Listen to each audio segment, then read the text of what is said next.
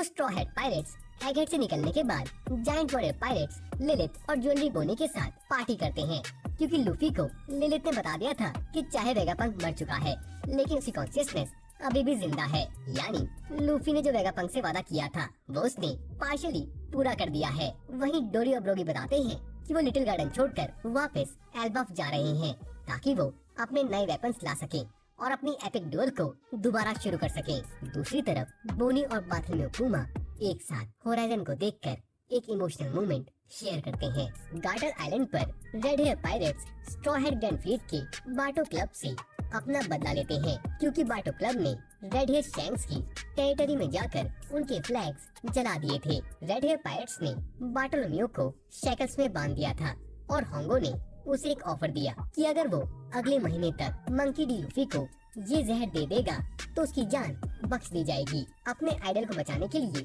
बार्टोलोम्यू खुद वो poison P लेता है, लेकिन जैसे ही सबको लगता है कि वो मरने वाला है, उन्हें पता चलता है कि वो पॉइजन फेक है और रेड हेयर पायरेट्स उन लोगों को छोड़ देते हैं। शैंक्स बार्टोलोम्यू के एक्शन को देखकर मुस्कुरा रहा था।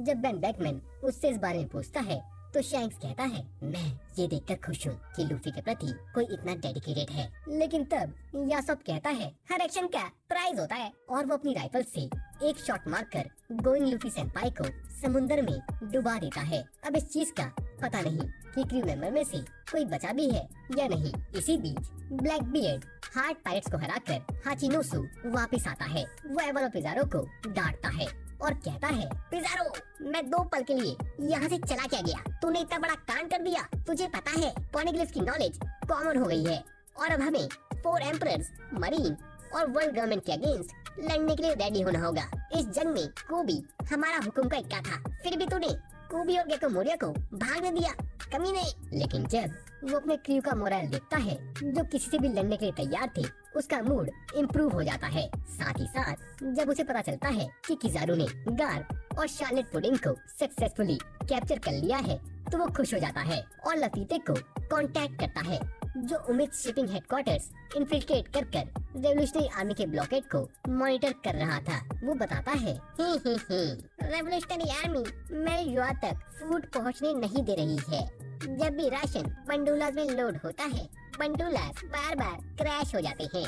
ऐसा चलता रहा तो सेलेस्टियल ड्रैगन भूख से मर जाएंगे। इसी बीच कैटरीना डिमॉन और वेन ओगर कैरिबू को लेकर हाचिनोसु वापस आते हैं। एगहेड इंसिडेंट के 2 दिन बाद जायंट वॉरियर पायरेट की शिप अभी भी एल्बाफ के रास्ते जा रही थी, लेकिन हैवी ड्रिंक के कारण giants Nico Robin, Franky, Brook, Jinbe, Jewelry Bonney और लिलिथ को पता चलता है कि थाउजेंड सनी और बाकी स्ट्रॉ हेड्स गायब हो चुके हैं। वहीं नामी एक मिस्टीरियस कैसल के अंदर हैंगओवर के साथ जगती है, एक नई आउटफिट पहने हुए जो उसने कब पहनी उसे याद भी नहीं। नामी कासल में अपने साथियों को ढूंढती है। उसे कासल में अलग अलग प्रकार के बड़े जानवर मिलते हैं जिनसे वो बचकर भागती है। जल्दी उसकी मुलाकात उसॉप से होती है, जिसे एक बड़ी बिल्ली खाने की कोशिश कर रही थी। नामी उसे बचाती है और वो दोनों उस बिल्ली से बचकर भागते हैं। उन दोनों के पीछे भागते भागते बिल्ली कासल की दीवार तोड़ देती है और वो कासल से नीचे गिर जाते हैं। वो बिल्ली भी उनके पीछे जंप करती है और अचानक लायन में ट्रांसफॉर्म हो जाती है। लेकिन इससे पहले कि वो उन्हें कुछ कर पाती, लूफी, जोरो और सांजी वहाँ आ जाते हैं और उस लायन को बुरी तरह से पीटते हैं। जब नामी उनसे पूछती है कि वो लोग कहाँ थे, तो वो बताते हैं कि वो कासल के आसपास के कई बड़े क्रिएचर से लड़ रहे थे। खैर, वो सब नोटिस करते हैं कि उन सब ने नए कपड़े पहने हुए हैं, बिल्कुल एल्बाफ जायंट्स जैसे। लेकिन किसी को नहीं पता होता कि ये कपड़े आए कैसे या सनी और बाकी क्रू कहाँ है। कासल से निकलते ही उसॉप एक थ्योरी देता है, इन कपड़ों को देख कर लगता है कि हम एल्बाफ में हैं और शायद हम खुद भी जायंट बन गए हैं। तभी उनका सामना एक आदमी से होता है जो एक मैसिव ग्रासहॉपर को बाइक की तरह चला रहा था। वो बताता है कि वो सब लैंड ऑफ गॉड्स में है और यहाँ के सारे बड़े जानवर असल में गॉड्स हैं। वो उन्हें वार्न करता है कि सन गॉड के टेम्पल मत जाना क्योंकि वहाँ डेंजरस गार्जियन है। लेकिन ये सुनकर लूफी का एडवेंचर मोड ऑन हो जाता है और इससे पहले कि वो लोग उसे रोक पाते, लूफी टेम्पल की तरफ दौड़ पड़ता है। दौड़ते दौड़ते लूफी एक बैरियर से टकरा जाता है और उसके टकराने से ऐसा लगता है कि पूरे आसमान में क्रैक आ गए हैं। लेकिन हमें पता चलता है कि वो आसमान नहीं बल्कि एक जायंट वन साइडेड मिरर था। मिरर के उस पार एक और रूम था, एक जायंट प्रोपोर्शन का हॉबी रूम, जहाँ उन्हें चॉपर मिलता है। वो लोग चॉपर को रेस्क्यू करते हैं। रूम को देखकर उन्हें समझ आता है कि एक क्रीपी जायंट ने उन्हें सोते हुए किडनैप किया, उन्हें डॉल की तरह ड्रेस किया और एक ह्यूज डॉल हाउस में रख दिया। और अपने रूम से वो उन्हें ऑब्जर्व कर रहा था थ्रू वन साइडेड मिरर। उन्होंने ये मिस्ट्री सॉल्व भी की थी कि अचानक टेंपल के गार्जियन, जो बेसिकली जायंट एनिमल्स होते हैं, उन पर अटैक करने लगते हैं। इस हंगामे को सुनकर गॉड या कह लो फेक सन गॉड वहाँ आ जाता है। वो देखता है कि स्ट्रॉ हैट्स ने उसके हॉबी रूम और पेट्स की बुरी हालत कर दी है और वो गुस्से में उनका पीछा करने लगता है। जैसे ही स्ट्रॉ हैट्स उसके पेट्स को हराते हैं, वो वहाँ से भागने लगते हैं और रास्ते में उसी जायंट कैट, जिसका नाम स्कैट होता है, उसको कैप्चर कर उस पर राइड करने लगते हैं। स्कैट उन्हें पूरा लैंड ऑफ गॉड क्रॉस करवा देती है, जो असल में एक नॉर्मल साइज रूम होता है। खैर, नामी, जिसने डियोरामा का पूरा लेआउट याद कर लिया था, क्रू को रूम के अपोजिट साइड में जाने के लिए कहती है, जहाँ से वो एक दीवार तोड़कर दूसरे एंड से बाहर निकलने की कोशिश करते हैं। लेकिन फेक सन गॉड, जो असल में रॉड होता है, न्यू जायंट वॉरियर पायरेट्स का एक मेंबर, उनका पीछा करता है और एक मेटल नेट में उन्हें पकड़ने की कोशिश करता है। लेकिन जोरो और सांजी उस नेट को तुरंत तोड़कर सबको फ्री कर देते हैं। रॉड को लगता है कि स्ट्रॉ हैट्स यहाँ से निकल नहीं पाएंगे, क्योंकि उसका किंगडम असल में जायंट्स का एक पुराना प्रिजन था। लेकिन उसके लाइफ डॉल्स, जो उसके दूसरे कैप्टिव्स थे, उसे बता देते हैं कि स्ट्रॉ हैट्स ने डियोरामा को काफी डैमेज कर दिया है और किसी ने ईयर गॉड, उसके जंगली रैबिट को मार दिया है। मे बी लूफी, जोरो और सांजी ने, जब वो नामी को ढूंढ रहे थे। खैर, हमें पता चलता है कि rod straw hat grand fleet join करने के अगेंस्ट था। वो नहीं चाहता था कि हरजुद्दीन और बाकी जायंट्स ग्रैंड फ्लीट को ज्वाइन करे और लूफी के फॉलोअर्स बने। तो जब उसका giant Raven Muggin sleeping mist zone से 1000 सैनिकों लेकर आता है, जिसमें स्ट्रॉ हैट्स होते हैं, उसके दिमाग में एक प्लान आता है कि क्यों ना मैं इन्हें लाइव डॉल बनाकर अपना गुलाम बना लूं। वो अपने इस किंगडम ड्रामा प्लान पर हंस रहा होता है कि तभी नामी कहती है, मुझे इसकी हंसी बिल्कुल अच्छी नहीं लग रही है, और वो ज़्यूस की हेल्प से रॉड पर एक जबरदस्त लाइटनिंग ब्लास्ट अटैक करती है। वहीं Luffy gomu no Kong gun से दीवार को तोड़ देता है, जिससे वो लोग फाइनली उस प्रिजन से भाग जाते हैं। समुंदर में बाकी बचे स्ट्रॉ हैट्स लूफी के ग्रुप को हर जगह ढूंढ चुके थे और वो फाइनली अपनी सर्च को खत्म करते हैं, क्योंकि उन्हें यकीन था कि उनके दोस्त जिंदा हैं और वो उनको एल्बाफ में ही मिल जाएंगे। इसलिए वो अपनी नेक्स्ट डेस्टिनेशन एल्बाफ की तरफ बढ़ने का फैसला करते हैं, जिस पर जायंट्स भी खुशी खुशी एग्री करते हैं। थोड़ी देर बाद एक न्यूज़पेपर आता है, जिसमें लिखा होता है कि डोरी और ब्रोगी की बाउंटी 100 मिलियन से बढ़ाकर 1.8 बिलियन बेरीज हो गई है, जो कि बहुत ही बड़ा इंक्रीमेंट था। लेकिन रॉबिन का कहना था कि इसमें 1 सेंचुरी का इन्फ्लेशन भी शामिल है। वहीं दूसरी खबर में लूफी पर वेगापंक के मर्डर का इल्जाम लगाया गया था। जायंट कैप्टन्स को भी एगहेड अटैक में फ्रेम कर दिया गया था। रॉबिन जब आर्टिकल देखती है तो वो नोटिस करती है कि लूफी की गियर 5 वाली फोटो में उसके हाथ पर एक बड़ा सा एक्स मार्क है। खैर, पूरी कन्वर्सेशन फिर हरजुद्दीन पर शिफ्ट हो जाती है। जायंट्स बताते हैं कि वो उन्हें पिक करने के लिए आना चाहता था, लेकिन एल्बाफ में एक बड़ी प्रॉब्लम चल रही थी। एविल जायंट प्रिंस लोकी ने अपनी क्रूसिफिकेशन पनिशमेंट से बचकर अपने फादर किंग हेरल्ड को मार दिया था और एक लेजेंडरी डेल फ्रूट खा लिया था, जिस वजह से एल्बाफ के लगभग सारे जायंट्स को उसको रोकने के लिए जाना पड़ा। लोकी को अब अकर्स्ड प्रिंस और शेम ऑफ एल्बाफ के नाम से जाना जाता है और जायंट्स का मानना था कि अगर वो कभी आजाद हुआ तो दुनिया का अंत निश्चित है। थोड़े समय बाद रॉबिन ब्रुक को कहकर अपना hair style pre time skip वाले हेयर स्टाइल में चेंज करा लेती है, ताकि जब वो सॉल से मिले तो उसके लिए उसे पहचानना आसान हो। एल्बाफ में लूफी का ग्रुप एक जायंट साइज कैसल पर पहुंच जाता है, जो एक माउंटेन के ऊपर था। वहां से आने जाने का सिर्फ एक ही रास्ता था, एक बड़ा सा जायंट साइज ब्रिज। जैसे स्ट्रॉ हैट्स उस ब्रिज को पार करने वाले होते हैं, उन्हें जल्दी से छुपना पड़ता है, क्योंकि वो देखते हैं कि 2 बड़े जायंट्स ब्रिज क्रॉस कर रहे थे, गर्ड और गोल्डबर्ग, जो न्यू जायंट वॉरियर पायरेट्स के मेंबर थे। वो दोनों जायंट्स रॉड के शर्मनाक बिहेवियर के बारे में बात कर रहे थे। गर्ड के पेट आउल पाइपर ने देखा था कि म्यूगिन 1000 सनी को रॉड के पास ले जा रहा था, इसलिए उन्होंने डिसाइड किया कि वो रॉड से बात करेंगे कि क्यों वो आउटसाइडर्स को एल्बाफ ला रहा है। जब जायंट्स आगे निकल जाते हैं तो स्ट्रॉ हैट्स खुद ब्रिज क्रॉस करना स्टार्ट करते हैं, लेकिन आधे रास्ते में लूफी डिसाइड करता है कि वो नीचे फॉरेस्ट में जाएगा क्योंकि उसे एक आवाज सुनाई दे रही थी जो उसका ध्यान खींच रही थी और वो ब्रिज से नीचे कूद जाता है। बाकी क्रू ब्रिज पर आगे बढ़ते रहते हैं। आगे बढ़ते समय उसोप को रियलाइज होता है कि एक अजीब सा जायंट उनका पीछा कर रहा है जिसके ऊपर लाइटनिंग के बर्न मार्क्स थे, जो और नहीं बल्कि रॉड था और उसका पीछा गर्ड और गोल्डबर्ग कर रहे थे।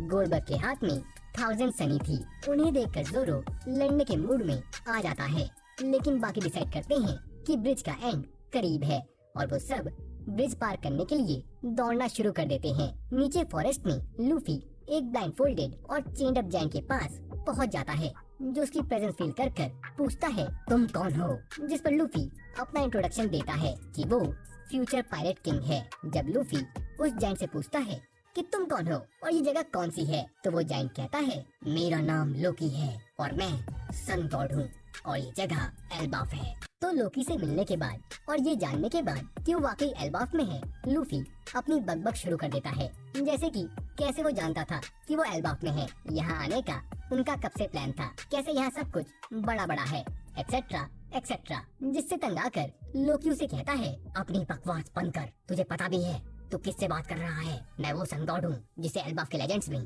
बताया गया है, लेकिन मुझे 6 साल से ट्रेजर ट्री एडम के नीचे, जो कि एल्बाफ का सबसे निचला हिस्सा है, सी स्टोन की जंजीरों में बांध रखा है। लेकिन अगर तू मुझे छुड़ा देगा तो मैं तुझसे प्रॉमिस करता हूँ कि जोन से पायरेट क्रू को तू कहेगा उसे मैं डिस्ट्रॉय कर दूंगा। लेकिन मुझे छुड़ाने के लिए एक की चाहिए होगी जो एल्बाफ में ही कहीं छुपी है। इसी बीच लोकी के बड़े बड़े पेट्स और कुछ ह्यूमंस जो एल्बाफ के जायंट्स की नजर से बचकर वहाँ रह रहे थे, जंगल से निकल आते हैं और लोकी लूफी को धमकी देता है कि अगर लूफी कोऑपरेट नहीं करेगा तो सब उसको मार देंगे। लेकिन सब शॉक हो जाते हैं जब लूफी एक ही पल में उन बड़े जानवरों को टेम कर लेता है, जिसे देखकर कुछ ह्यूमंस लोकी से पूछते हैं सर जी ये बंदा कौन है और क्या है, क्या इसे लूटना सही होगा, क्योंकि पहले हमने रेड हेयर शैंक्स को लूटने की कोशिश की थी लेकिन साले ने हमें बेहोश कर दिया था। जब लूफी शैंक्स का नाम सुनता है तो वो तुरंत उनसे उसके बारे में पूछने लगता है, जिस पर लोकी कहता है कौन, वो 2 कोड़ी का डरपोक शैंक्स। ये सुनकर लूफी गुस्से में अपनी गियर फॉर्म में लोकी पर अटैक करता है, जिससे लोकी बाल बाल बचता है और अपनी बात को वापस ले लेता है ताकि लूफी ज्यादा गुस्सा ना हो। लेकिन लोकी कहता है जब मैं इन बेड़ियों से आजाद होऊंगा तो सबसे पहले तुझे मारूंगा। वहीं अंडरवर्ल्ड के एक और कोने में हरोजुद्दीन और स्टेंसन एक मूस का शिकार करते हैं जिसे वो स्ट्रॉ हैट्स को खिलाने वाले थे। खैर लूफी लोकी से एक सीक्रेट प्रॉमिस करता है और रो ब्रिज पर वापस आता है, जहाँ उसकी मुलाकात गर्ड और गोल्डबर्ग से होती है जो सनी को लेकर आ रहे थे। वो दोनों उसका स्वागत करते हैं और पूछते हैं कि वो अंडरवर्ल्ड में क्या कर रहा था, जिस पर लूफी थोड़ा घबरा जाता है और जवाब नहीं देता, जिस पर जायंट सोचने लगते हैं कि उसने नीचे अंडरवर्ल्ड में कुछ ट्रॉमेटिक एक्सपीरियंस किया होगा और वो सवाल पूछना बंद कर देते हैं। वो लूफी को लेकर बाकी स्ट्रॉ हैट्स के पीछे चले जाते हैं, साथ ही रोड को जो नामी और चॉपर के पीछे पड़ा था उसे पनिश करते हैं, जिसके बाद स्ट्रॉ हैट्स जायंट्स के एक गांव की तरफ निकल पड़ते हैं। इसी वक्त जायंट वॉरियर पायरेट्स भी एल्बाफ पहुंच गए थे और एक रेनबो के जरिए सीधा सन वर्ल्ड तक सेल करते हैं। रास्ते में उनकी मुलाकात हरोजुद्दीन और स्टेंसन से होती है जो लूफी के बारे में पूछते हैं, जिस पर वो लोग कहते हैं कि वो आता ही होगा। रास्ते में ब्रोगी स्ट्रॉ हैट्स को बताता है कि एल्बाफ 3 हिस्सों में डिवाइडेड है, अंडरवर्ल्ड जो कि एलन का बेस है, the deepest level of Elbaf, सनवर्ल्ड ये हिस्सा ट्रेजर ट्री एडम की लोअर ब्रांचेस पर लोकेटेड है जहाँ सारे जायंट्स रहते हैं, और एस्ट्रल वर्ल्ड ये एडम ट्री की कैनोपी का ऊपरी हिस्सा है। विलेज पहुँचते ही हर एक ह्यूमन उस जगह की खूबसूरती और साइज को देखकर हैरान हो जाता है और वहाँ की खूबसूरती को निहारने लगता है। लेकिन हमें मांगा पेजेस में एक वार्निंग दिखाई जाती है जिसमें लिखा होता है पेड़ पौधे फूल और कीड़े सब है यहाँ अपार, पंछी और पक्षी भी लगते हैं मानो दानव आकार। यात्री यहाँ बिताए समय का मत करना गुमान, पर मेरी है एक चेतावनी जिसका रखना है तुमने ध्यान, मत करना इस जगह पर अति से ज्यादा विराम। खैर हमें 22 साल पहले का एक फ्लैशबैक दिखाया जाता है जब ओहारा इंसिडेंट के बाद स्पैंडिन की झूठी कहानियों और वर्ल्ड गवर्नमेंट के प्रोपेगेंडा ने रॉबिन की जिंदगी नरक बना दी थी। उसने तो अपने आप को खत्म करने का भी सोच लिया था, लेकिन उसकी माँ और सोल के लास्ट वर्ड्स ने उसे रोक लिया था। सोल ने कहा था, रॉबिन, मैं जानता हूँ कि तुम इस वक्त अकेली हो, लेकिन एक दिन तुम कुछ सच्चे दोस्तों से मिलोगी और अगर तुम कभी भी दुखी हो तो जैसे मैंने तुम्हें सिखाया था वैसे हंसते रहना, देरे से सी और एक दिन सब कुछ ठीक हो जाएगा। सॉल की इस बात ने रॉबिन को हिम्मत दी और उसे जिंदा रखा। प्रेजेंट में जायंट्स के साथ आए स्ट्रॉ हैट्स एल्बाफ की ब्यूटी को देखकर मेस्मराइज हो जाते हैं। वहीं गर्ड और गोल्डबर्ग लूफी वाली टीम को बाकी स्ट्रॉ हैट्स के पास ले जाते हैं और finally straw hat crew reunite होता है। लिलिथ बताती है कि इस आइलैंड का क्लाइमेट क्लाउड्स, रेनबोज और बबल्स के लिए परफेक्ट है। वहीं रॉड को उसकी हरकतों के लिए पीट कर क्रूसीफाई कर दिया जाता है। हरजुद्दीन लूफी को अपने क्रू से मिलवाता है और वो डिस्कस करते हैं कि कैसे लूफी के बिग मॉम को हराने की खबर उन तक पहुंच गई थी और हमें पता चलता है कि गर्ड बिग मॉम की दोस्त थी। खैर, हरजुद्दीन स्ट्रॉ हैट्स को एक ग्रैंड फीस्ट पर बुलाता है, लेकिन रॉबिन कहती है कि वो पहले सॉल से मिलना चाहती है, तो पूरा क्रू उसके साथ चलने के लिए तैयार हो जाता है और गर्ड उन्हें अपने सवार पर वॉरियर स्प्रिंग ले जाती है जो आउट लाइब्रेरी के पास था जहाँ सॉल हिस्ट्री पढ़ाता है। वहाँ पहुंचकर उन्हें एक जायंट से पता चलता है कि सॉल गिरकर बेहोश हो गया है, लेकिन रॉबिन हंसते हुए उसके पास जाती है। जैसे ही वो उसके सामने आती है, सॉल उन दोनों की पहली मुलाकात के मोमेंट को दोहराता है और उसको डराने की कोशिश करता है, लेकिन रॉबिन को इस बात का अंदाजा पहले से ही था। वो दोनों निको ओलिविया, वेगापंक के ब्रॉडकास्ट और ओहारा इंसिडेंट के बारे में बात करते हैं। जब रॉबिन उससे पूछती है कि तुम वहाँ से कैसे भागे, तो सॉल बताता है कि बस्टर कॉल की आग ने फुजान की आइस को पिघला दिया था और सॉल समुद्र में गिर गया था, जिस वजह से वो जिंदा बच गया। जब सॉल रॉबिन के खिलाफ चलाई गई झूठी अफवाहों पर गुस्सा दिखाता है, तो रॉबिन उससे कहती है कि वो और बुरी चीजें नहीं सुनना चाहती, वो बस ये चाहती है कि सॉल उसे जिंदा रहने के लिए शाबाशी दे, जिसे सुनकर सॉल उसे गले लगा लेता है। ये मोमेंट रॉबिन को उसके पुराने दर्द भरे दिन याद दिला देता है और वो रोने लगती है। वो कहती है कि उसने सॉल को बहुत मिस किया। सॉल भी रोकर बोलता है कि उसने भी उसे बहुत मिस किया। ये देखकर स्ट्रॉ हैट्स भी रोने लगते हैं और लूफी खुशी से मुस्कुराता है। लूफी सॉल का शुक्रिया अदा करता है कि उसने रॉबिन के लिए इतना कुछ किया और सॉल को समझ आ जाता है कि स्ट्रॉ हैट्स ही वही दोस्त हैं जिनकी उसने रॉबिन के लिए दुआ की थी। सॉल उनका भी शुक्रिया अदा करता है रॉबिन को प्रोटेक्ट करने के लिए और वो इम्प्रेस था कि Luffy one of the 4 emperor है। तभी लिलिथ सॉल को अपना इंट्रोडक्शन देती है कि वो वेगापंक है और ये भी बताती है कि वो एगहेड से असली वेगापंक का क्लोन अपने साथ लाई है, जिसे सुनकर सब शॉक हो जाते हैं। लिलिथ डिसाइड करती है कि वो एल्बाफ में ही एक नई लैब बनाएगी ताकि वेगापंक के क्लोन को जिंदा कर सके और कोमा को ठीक कर सके। खैर, जो जाइंट लूफी के ग्रुप को बता रही थी कि सोल बेहोश हो गया है, अपना नाम एंजी बताती है, जो कि आउट लाइब्रेरी की लाइब्रेरियन होती है। एंजी स्ट्रॉ हैट्स को सॉल द्वारा 20 साल पहले बनाए गए वॉल्डर स्कूल को घुमाने का ऑफर करती है। वहीं सॉल रॉबिन, चॉपर, बोनी और लिलिथ को आउट लाइब्रेरी ले जाता है। जब स्ट्रॉ हैट्स स्कूल में घूमने जाते हैं तो वो देखते हैं कि वहाँ के बच्चे खौफनाक फाइटर्स की तरह बिहेव नहीं कर रहे हैं, तो सब उनसे पूछता है, अरे तुम लोग ऐसे बिहेव क्यों कर रहे हो? क्या तुमने एक दिन समुद्र में नहीं जाना है जहाँ तुम ताकतवर लोगों से फाइट करोगे? जिस पर बायोलॉजी टीचर रिप्ली उन्हें समझाती है कि एल्बाफ का वॉरियर किंगडम वाला नाम सिर्फ 100 साल पुराना है। किंग हेरल्ड चाहता था कि एल्बाफ लूट मार के बजाय दूसरी कंट्रीज के साथ ट्रेड करे। एंजी बताती है कि हेरल्ड का सपना था एल्बाफ को रिफॉर्म करना, लेकिन इससे पहले कि हेरल्ड अपना सपना पूरा कर पाता, लोकी ने उसे मार दिया और अब ये देश बिना किसी रूलर के है। इसी बीच सॉल रॉबिन और दूसरे लोगों को आउट लाइब्रेरी दिखाता है। यहाँ हर किताब को बड़ा किया जा सकता था और ये वही किताबें थी जो ओहारा के तबाह होने के बाद जायंट्स ने कलेक्ट की थी। ये देखकर रॉबिन खुशी से रोने लगती है। सॉल बताता है कि बुक्स के साइज को बढ़ाने की पावर चीफ लाइब्रेरियन डिब्लो के पास है, जो इकोनॉमी की वजह से इन एनिमेट ऑब्जेक्ट को बड़ा कर सकता है। दूसरी तरफ अंडरवर्ल्ड में लोकी एक रहस्यमय इंसान मूसा के साथ डंडन मुशी पर बात कर रहा था। दोनों एक ट्रेजिक इंसिडेंट के बारे में बात करते हैं जो मूसा से जुड़ा था। लोकी कहता है कि अगर वो वहाँ मूसा की जगह होता तो सबको मार देता। दोनों के बीच थोड़ा झगड़ा भी होता है। मूसा कहता है कि लोकी चाहे जितना बुरा बोल ले, लेकिन वो दिल का अच्छा है, जिस पर लोकी गुस्से में चिल्लाकर कहता है, रुक जा, मुझे एक बार बस यहाँ से निकलने दे, मैं सबको निपटा दूंगा। तभी सन वर्ल्ड के वेस्टर्न विलेज में जायंट्स पार्टी कर रहे थे और इसी दौरान दो हुडेड फिगर्स मैजिक सर्कल्स के जरिए बड़े कैसल के अंदर एंटर करते हैं। वॉल्डर स्कूल में लूफी एक जायंट स्विंग पर उसॉप और कुछ जायंट बच्चों के साथ खेल रहा होता है, लेकिन लूफी की मस्ती तो देखो, वो स्विंग को तेज तेज झुला रहा था और बच्चों को डरा रहा था, जिस पर नामी उसे बहुत मारती है। तभी अचानक कोलन वहाँ आता है और लूफी पर हमला करने की कोशिश करता है, लेकिन लूफी तुरंत उसकी तलवार को तोड़ देता है और gomu gomu no elephant gun से उस पर हमला करता है, जिससे कोलन बाल बाल बचता है। कोलन लूफी की ताकत को देखकर हैरान हो जाता है। वहीं बाकी स्कूल के बच्चे उन दोनों पर गुस्सा करते हैं और कहते हैं कि उन्हें वायलेंस बिल्कुल पसंद नहीं है। रिपली कोलन को डांटती है और हमें पता चलता है कि कोलन रिपली और एक इंसान का बेटा है। उसका पिता एक ताकतवर पायलट है, लेकिन वो रिपली से शादी नहीं कर सका क्योंकि जायंट्स इंसानों के मुकाबले बहुत सालों तक जिंदा रह सकते हैं। खैर, स्कूल से जाने के बाद बाकी स्ट्रॉ हेड्स आउट लाइब्रेरी का दौरा करते हैं, जहां गर्ड उन्हें नए आउटफिट्स देती है, जिसके बाद स्ट्रॉ हेड्स विलेज की पार्टी में जाने का फैसला करते हैं। वहीं लिलित और बोनी आउट लाइब्रेरी में रुकने का फैसला करते हैं। दूसरी तरफ औरत कासल के अंदर उन दो हुडेड फिगर्स को जायंट गार्ड्स रोकते हैं और कहते हैं, तुम लोग यहाँ क्या कर रहे हो?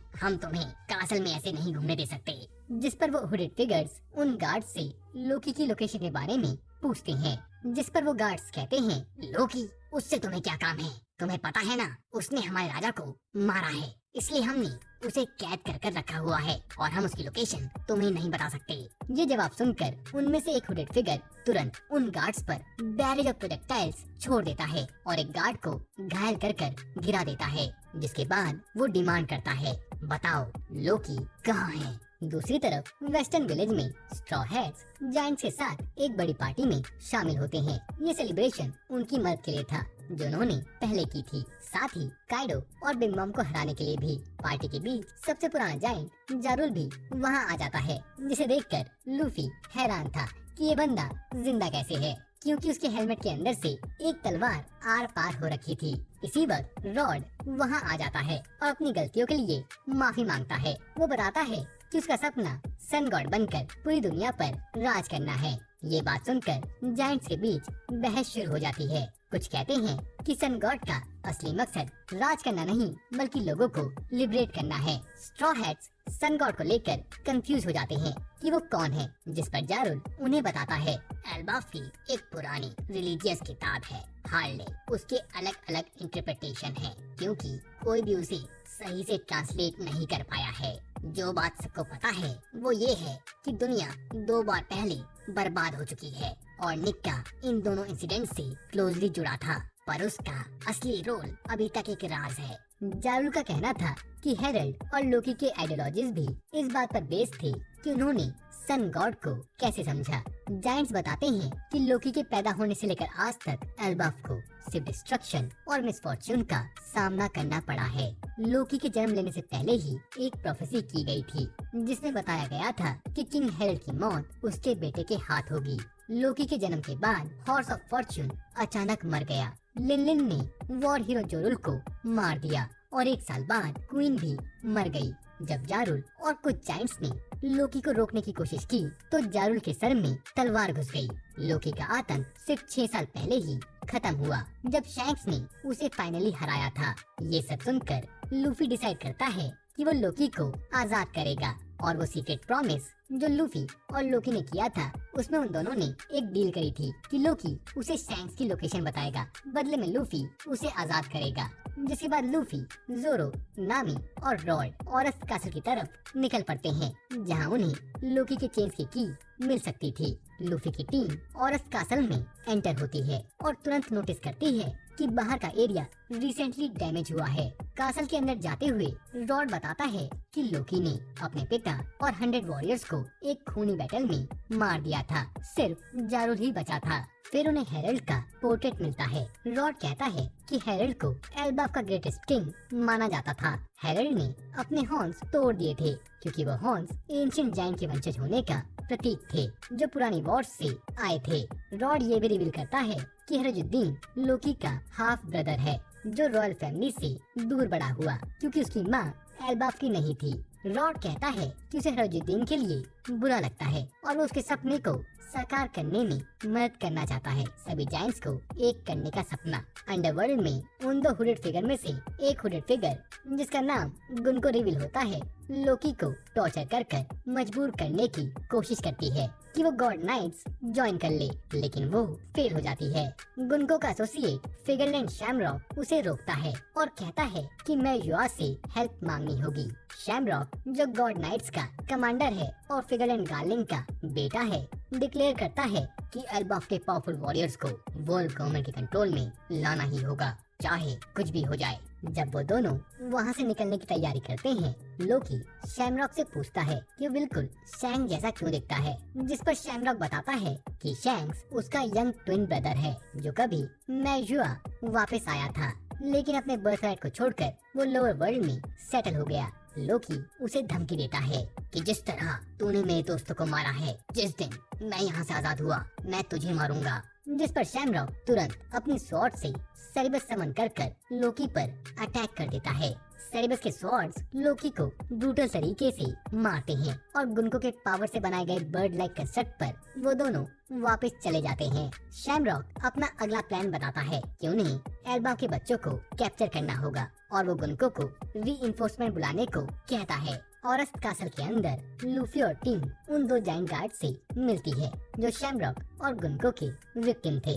गार्ड्स कहते हैं कि उनमें से एक शैंक्स हो सकता है, लेकिन लूफी बिलीव नहीं करता। गार्ड सजेस्ट करते हैं कि हो सकता है कि कोई शैंक जैसा दिखता हो, जिस पर लूफी कहता है कि उसके एक्सपीरियंस में शैंक्स ने कभी अपनी फैमिली का जिक्र नहीं किया। तभी कासल के बाहर कोई इंसान आता हुआ दिखता है। इसी बीच रिप्ली फ्रैंकी को एल्बाफ के ट्रेजर ट्री एडम का टूर कराती है। वहाँ उन्हें एक एंशिएंट मिरर मिलता है जो वर्ल्ड सेंचुरी में कार्व हुआ था। इस मिरर में डिफरेंट रेसेस के वॉर्स को डिपिक्ट किया गया था। आउट लाइब्रेरी में सॉल, रॉबिन और चॉपर को हार्ले दिखाता है, एक एंशिएंट टेक्स्ट जो एल्बाफ के मिथ्स और लेजेंड्स को एक्सप्लेन करता है। क्योंकि किताब बहुत पुरानी थी, इसके कई इंटरप्रिटेशन थे कि सन गॉड कौन है। बुक में 3 चैप्टर्स हैं। हर चैप्टर एक अलग वर्ल्ड का डिस्क्रिप्शन देता है। अब ये जो 3 वर्ड्स हैं ये बहुत अलग हैं और मैं इनको एक्सप्लेन करने जाऊंगा तो एक अलग वीडियो बन जाएगी, तो वही करते हैं ना, एक अलग वीडियो में इन 3 वर्ड्स को डिस्क्राइब करूंगा। खैर, कासल में आगे बढ़ते हुए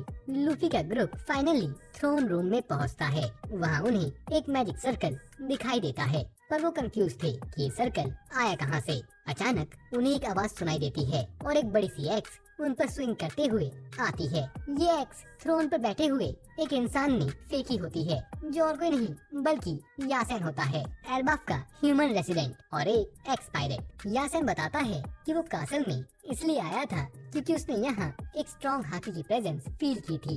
एक बात और, यासेन ही कोलन का पिता और रिप्ली का पार्टनर है। यासेन ने लूफी के बारे में भी कई बातें सुनी थी कि उसने वानो में काइडो को हराया है। जब लूफी लोकी को फ्री करने की बात गलती से बोल देता है तो यासेन उसे वार्निंग देता है कि ये खतरनाक हो सकता है क्योंकि लोकी को सिर्फ शैंक्स ही हरा पाया है। लेकिन लूफी और उसका ग्रुप उसकी बात को इग्नोर कर देते हैं और लूफी कहता है कि अगर लोकी काबू से बाहर हुआ तो वो उसे संभाल लेगा। ये देखकर यासेन मुस्कुराता है। उसे याद आता है कि एक बार उसने गोल्डी रॉजर को भी वार्न किया था और रॉजर ने भी उसकी वार्निंग को इग्नोर कर दिया था। जिसके बाद यासेन रॉड को थ्रोन को पुश करने को कहता है। जैसे ही वो थ्रोन को पुश करता है, नीचे एक एम्प्टी ट्रेजर रूम रिवील होता है जहाँ पर लोकी के चेन्स की असली की होती है।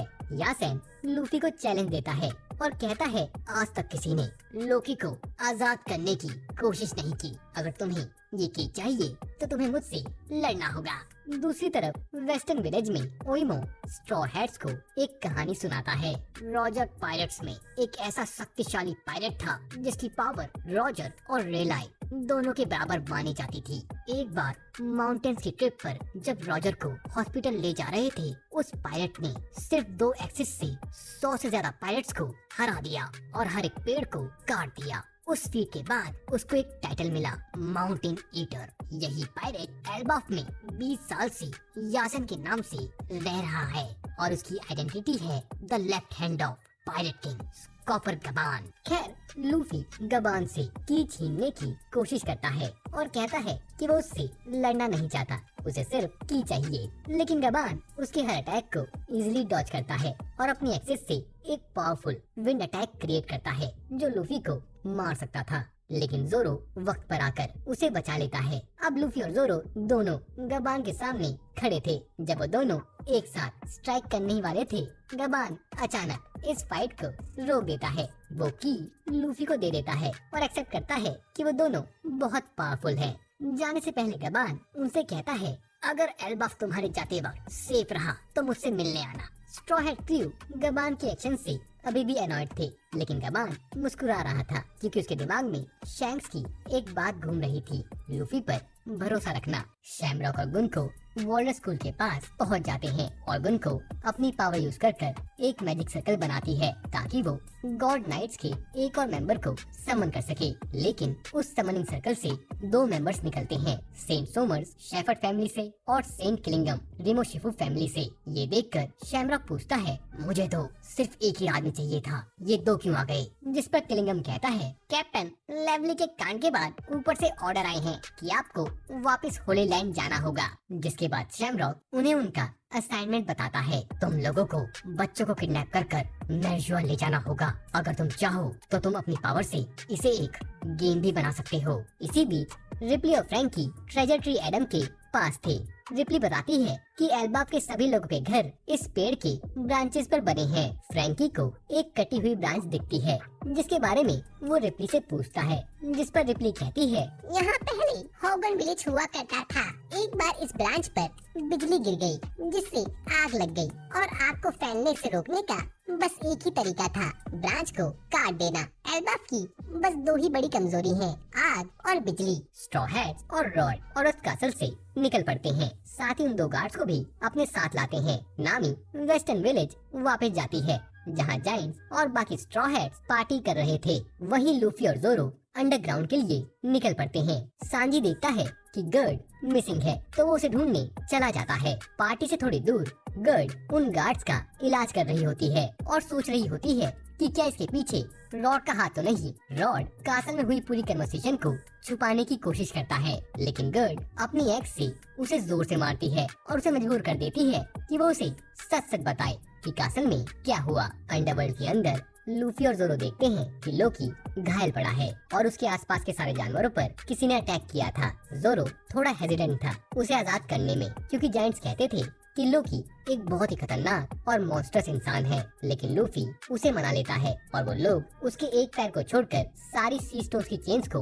खोल देते हैं। तभी वो आसमान में देखते हैं कि न्यू जॉइंट वॉरियर पायरेट्स और सांजी अपने सवार के साथ गिर रहे थे। रॉड ने उन्हें बता दिया था कि लूफी और जोरो क्या करने जा रहे हैं। लूफी सबको गिरने से बचा लेता है, लेकिन ऊपर से गिरने का इम्पैक्ट इतना ज्यादा था कि सब लोग जख्मी हो जाते हैं। जब वो होश में आते हैं तो रोजुद्दीन लूफी को रोकता है और बोलता है कि लोकी को आजाद मत करो, वो वायलेंट और कनिंग है, वो अपने फायदे के लिए कोई भी झूठ बोल सकता है। लेकिन जोरो कहता है उसके लिए थोड़ी देर हो चुकी है और वो सब देखते हैं कि लोकी होश में आ चुका है और वो धीरे धीरे उठकर अपने बड़े से हैमर को उठा लेता है। दूसरी तरफ वॉल्डर स्कूल में सभी बच्चों पर एक बड़ा सा स्नेक मॉन्स्टर योरमुंगंदर अटैक कर देता है, लेकिन इससे पहले कि योरमुंगंदर बच्चों को चोट पहुंचा पाता, सॉल और प्रिंसिपल कीबा जो पहले जायंट वॉरियर पायरेट्स का मेंबर था वहां आकर योरमुंगंदर को हरा देते हैं। जब वो स्कूल के अंदर जाते हैं तो वो देखते हैं कि जिम टीचर वुल्फ खून से लथपथ होता है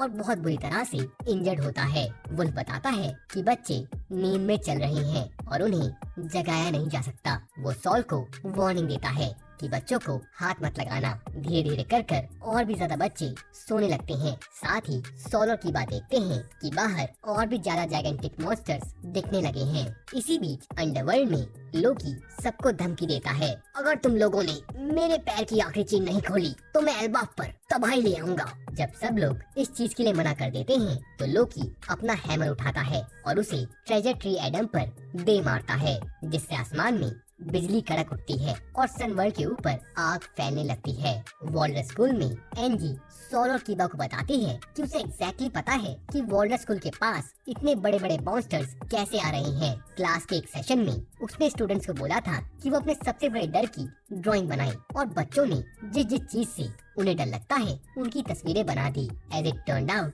बच्चों के इमेजिनेशन से पैदा हुए क्रिएचर्स अब असल जिंदगी में तबाही मचा रही हैं। ये काम गॉड नाइट्स का होता है। सॉमर्स गुनको से पूछता है, तुम्हारा सबसे बड़ा डर क्या है? जिस पर गुनको सीधा जवाब देती है, सन गॉड टिक्का। इसी बीच वॉल्डर स्कूल के स्टूडेंट्स नींद में चलकर स्कूल से बाहर निकल रहे थे। सॉल, रॉबिन और चॉपर उनके पीछे जाते हैं, पर वुल्फ उन्हें वार्निंग देता है कि बच्चों को हाथ मत लगाना। सॉल को ये चीज समझ नहीं आती और जैसे ही वो एक बच्ची जलवा को हिलाने की कोशिश करता है, एक अदृश्य कांटों की बेल उसके हाथ को चीर देती है। दूसरी तरफ एंजी वेस्टर्न विलेज के जायंट्स को मैसेज भेजती है कि बच्चे ब्रांच रूट 8 की तरफ जा रहे हैं, जहां एक वाइल्ड फायर शुरू हो गई है। ये मैसेज सुनकर फायर फाइटर्स अपने सवार पर वहां पहुंचने की कोशिश करते हैं, लेकिन एक स्केलेटन मॉन्स्टर उन्हें उड़ा देता है। वहीं गॉड नाइट्स अपनी पावर का राज खोलते हैं। सॉमर रिवील करता है कि उसने ईबा ईबा नोमी डेविल फ्रूट खाया है, जिससे वो थॉर्न्स जनरेट कर सकता है। वही थॉर्न्स जिससे सॉल घायल हुआ है, और ये थॉर्न्स डायरेक्टली प्रोपोर्शनल है कि एक सब्जेक्ट दूसरे सब्जेक्ट को कितना प्यार करता है। मतलब सॉल को सिर्फ हाथ पर चोट आई है क्योंकि वो उस बच्चे की केयर करता है, लेकिन अगर उसके पेरेंट्स उसे टच करेंगे तो वो थॉर्न्स उनका काम तमाम कर देंगे। वहीं किलिंगम के पास रियू रियू नोमी मॉडल किरिन की ताकत है, जिससे वो बच्चों को सुलाकर उनके नाइटमेयर्स को जिंदा कर सकता है। गुनको उन दोनों को वार्निंग देती है कि अगर तुम्हें इन बच्चों को कैप्चर करना है तो पहले तुम्हें स्ट्रॉ हैट पायरेट्स से लड़ना होगा, जो इस वक्त एल्बाफ पर हैं। अंडरवर्ल्ड में लोकी मॉन्स्टर ट्रायो और न्यू जायंट वॉरियर पायरेट्स को धमकाता है, अगर तुमने सरेंडर नहीं किया तो मैं सनवर्ल्ड के लोगों को मार दूंगा। लोकी को रोकने के लिए लूफी उसे एक जोरदार पंच मारता है, उसके जख्मों को और चोट पहुंचाए बिना, और क्योंकि लोकी पहले से घायल था वो एक पंच में ही बेहोश हो जाता है। जिसके बाद लूफी जायंट से रिक्वेस्ट करता है कि वो लोकी को हील करे, जिस पर गर्ड हाँ कर देती है। लूफी नोटिस करता है कि लोकी के हॉर्न्स असली हैं, बिल्कुल उसके पिता जैसे, जो पुराने एंशिएंट जायंट होने की निशानी होते हैं। उन हॉर्न्स को देखकर हरुजुद्दीन को अपना बचपन याद आ जाता है, जब लोकी ने उसे और उसकी माँ को इंसल्ट किया था। गुस्से में आकर हरुजुद्दीन कहता है, मैं लोकी को माफ नहीं कर सकता, इसने मेरी माँ की बेइज्जती की थी और मेरे पिता को मार दिया था, मैं इसको खत्म कर दूंगा। जिस पर लोकी कहता है, ये रोना धोना बंद कर, तुझे मुझे मारना है तो मार, तू भी बाकी की तरह यही मानता है ना कि मैंने हमारे पिता को बस बिना वजह मारा। इसी बीच फ्रैंकी और रिप्ली अपना टूर कंटिन्यू कर रहे थे, जब उन्हें एक पुरानी फैसिलिटी मिलती है जिसे पहले ही लिलिथ और बोनी ढूंढ चुके थे। लिलिथ एस्टिमेट लगाती है कि ये जगह 3000 साल पुरानी है और कहती है कि वो इसे अपना नया बेस बनाएगी। फ्रैंकी उस बेस का टूर करना चाहता था, लेकिन इससे पहले वो कुछ कर पाता, उन पर एक क्लाउड मॉन्स्टर हमला कर देता है। वेस्टर्न विलेज में कासल के दोनों गार्ड्स सबको इन्फॉर्म कर देते हैं, 2 ह्यूमन इंट्रूडर्स एल्बाफ आए हैं, जिनमें से एक की शक्ल हूबहू शैंग जैसी दिखती है। विलेज के लोगों को शक हो जाता है कि बच्चों के किडनैपिंग के पीछे इनका हाथ हो सकता है। स्ट्रॉ हैट्स तुरंत डिसाइड करते हैं कि वो बच्चों को बचाने जाएंगे, तो वो लोग कॉलन के सवार पर चढ़ जाते हैं, जो खुद उन बच्चों की मदद करने के लिए वहाँ जा रहा था। इसी बीच सॉल उन बच्चों को बचाने का एक बार फिर से ट्राई करता है। वो शील्ड से उन बच्चों को रोकने की कोशिश करता है, उससे वो रुक तो जाते हैं, लेकिन वो थॉर्न्स उन बच्चों को चुभने लगते हैं। बहुत स्ट्रगल के बाद वो फाइनली बजॉन को सेफली निकाल लेता है, लेकिन सॉल को उसको छोड़ना पड़ता है क्योंकि एक और मॉन्स्टर उन पर हमला करने आ जाता है। वेस्टर्न विलेज के जायंट्स भी मिलकर मॉन्स्टर से लड़ रहे थे, पर वो उनका सामना नहीं कर पा रहे थे। लेकिन तभी जायंट वॉरियर पायरेट्स स्कॉपर गबान के साथ वहाँ आ जाते हैं और मिलकर उन मॉन्स्टर्स को मार गिराते हैं। इसी बीच अंडरवर्ल्ड में एक बड़ा सा ग्रोगोसॉरस जायंट्स पर हमला कर रहा था, लेकिन गोल्डबर्ग अपनी शील्ड नैश से उसके बाइट को ब्लॉक करता है, जिससे जोरो और सांजी को उसे खत्म करने का मौका मिल जाता है। जब वो सब वापस लोकी के पास आते हैं तो गोल्डबर्ग बताता है कि उसकी शील्ड नैश एक दिन जिंदा हो गई थी, एक होमी के रूप में, जब उसके पिता बिग मॉम को मारने गए थे। लोकी अपने इलाज के दौरान रिवील करता है कि उसको घायल करने के पीछे गॉड नाइट्स का हाथ है। जब सब लोग साथ बैठकर खाना खा रहे थे, लोकी लूफी से बात करता है। लूफी कहता है कि मैं शैंक से मिलना चाहता हूँ। लोकी बताता है कि वो खुद एक पायलट को एडमायर करता था, रॉक डी ज़ेबेक, लेकिन तब वो इतना छोटा था कि वो उसकी क्रू को ज्वाइन नहीं कर पाया।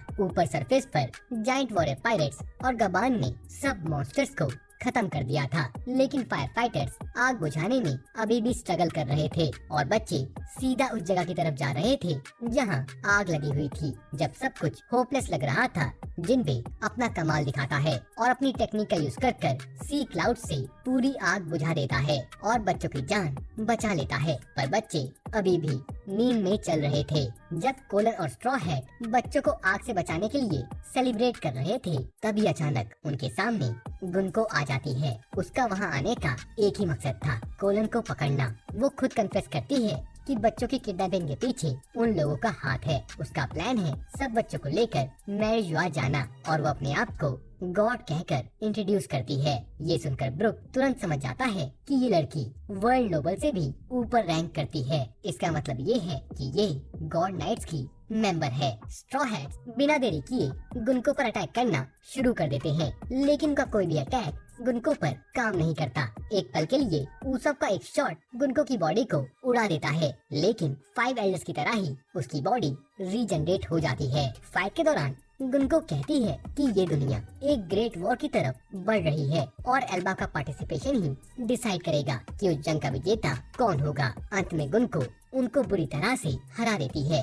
और कोलन को कैप्चर कर लेती है। वहीं वॉलर स्कूल में किलिंगम प्रिंसिपल कीबा और एमजी को हरा देता है, जिसके बाद वो स्कूल के ट्रांसमिशन सिस्टम को हैक कर एक अनाउंसमेंट करता है। इसी बीच समर्स भी अपनी थॉर्न एबिलिटीज से सॉल को हरा देता है, लेकिन उसको ये पता नहीं होता कि रॉबिन और चॉपर सॉल के बालों के अंदर छुपे हुए थे। सॉल को हराने के बाद समर फ्रस्ट्रेशन में किंग हेरल्ड को गाली देता है। एक दौर था जब लोग जायंट वॉरियर से डरते थे, लेकिन किंग हेरल्ड की करतूतों की वजह से एल्बाफ का आज ये हाल है कि एक भी जायंट वॉरियर नहीं बचा है जो हमें रोक सके। खैर, रॉबिन को सॉल के साथ हुई कन्वर्सेशन याद आती है, जिसमें सॉल ने कहा था, रॉबिन, चॉपर, तुम मेरे बालों के अंदर छुप जाओ और चाहे कुछ भी हो जाए बाहर मत निकलना। ये समर है, गॉड नाइट का एक मेंबर जो कि इमोर्टल होते हैं, हम इन्हें नहीं हरा सकते।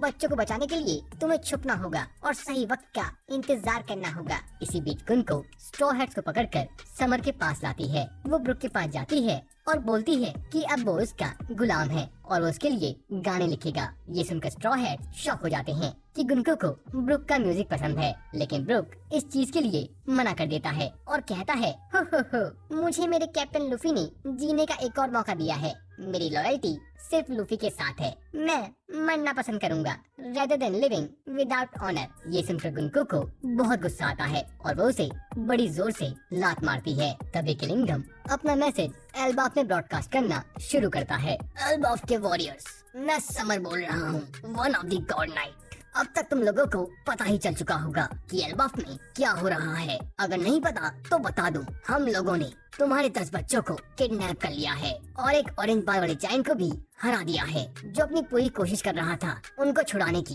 ये सुनकर जायंट वॉरियर पायरेट्स बच्चों के पास जाने की पूरी कोशिश करते हैं, लेकिन उन पर इमेजिनरी मॉन्स्टर्स जो कि बच्चों की जायंट मदर्स होती हैं हमला कर देती हैं, जिसकी वजह से जायंट्स की शिप जंगल में क्रैश हो जाती है। समर अपना मैसेज कंटिन्यू करता है, एल्बाफ के लोगों, अगर तुम लोगों को अपने बच्चों को बचाना है तो हमारी कुछ शर्तें माननी होगी। पहली, आउट लाइब्रेरी और वॉलर स्कूल को बर्बाद करना होगा। दूसरी, वर्ल्ड गवर्नमेंट को एल्बाफ का पूरा कंट्रोल देना होगा। अगर हमारी ये शर्तें नहीं मानी गई तो हम बच्चों को मार डालेंगे। समर ये डिसीजन जारुल के हाथ में छोड़ देता है। वहीं बच्चों को बचाने के लिए गबान और रॉबिन हरकत में आते हैं। समर अपनी धमकी के अकॉर्डिंग पहले बच्चे रोंजा को ब्रांच की एज पर भेज देता है और जारुल पर प्रेशर डालता है कि उसके पास बस 30 सेकंड है फैसला करने के लिए। ये देखकर रॉबिन अपने इमोशंस पर कंट्रोल नहीं कर पाती और चॉपर से कहती है कि वो खुद समर का सामना करेगी, जिस पर चॉपर कहता है कि ये खतरनाक हो सकता है क्योंकि उन्हें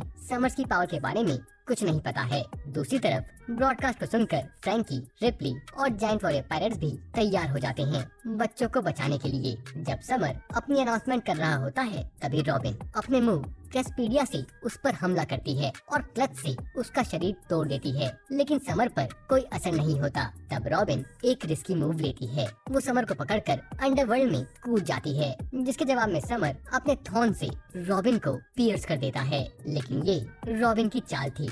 जिस रॉबिन को समर्स ने मारा था वो असल में उसकी एक क्लोन होती है। समर अपनी जान बचाने के लिए अपनी कांटों से बनाई एक बेल से लटक जाता है और जारुल से पूछता है, तो जारुल तुम्हारा क्या फैसला है? मैं 3 तक गिनती गिनूंगा, जिसके बाद एक बच्चे को गिरा दूंगा। गुन को जारुल को बच्चे की आवाज सुनाओ। गुन को जारुल को रोंजा की आवाज सुनाती है। रोंजा जारुल से कहती है, अंकल जारुल, मुझे स्कूल बहुत पसंद है। मेरे यहाँ बहुत सारे दोस्त हैं। मुझे लाइब्रेरी भी पसंद है क्योंकि बुक्स हमें दुनिया के बारे में सिखाती है। अगर मेरे बचने से स्कूल और लाइब्रेरी तबाह हो जाएंगे तो जायंट्स को बहुत बुरा फील होगा, तो मेरा गिर जाना ही ठीक है। काउंटडाउन में सिर्फ 1 सेकंड बाकी था जब जारुल कहता है, स्कूल और लाइब्रेरी जला दो, हम अपने बच्चों की कुर्बानी नहीं दे सकते। समर अपनी बेलों की मदद से वापस सरफेस पर आता है और रॉबिन को अपनी बेलों से जकड़ लेता है, लेकिन इससे पहले कि वो रॉबिन पर वार कर पाता, गबान उसका हाथ काट देता है।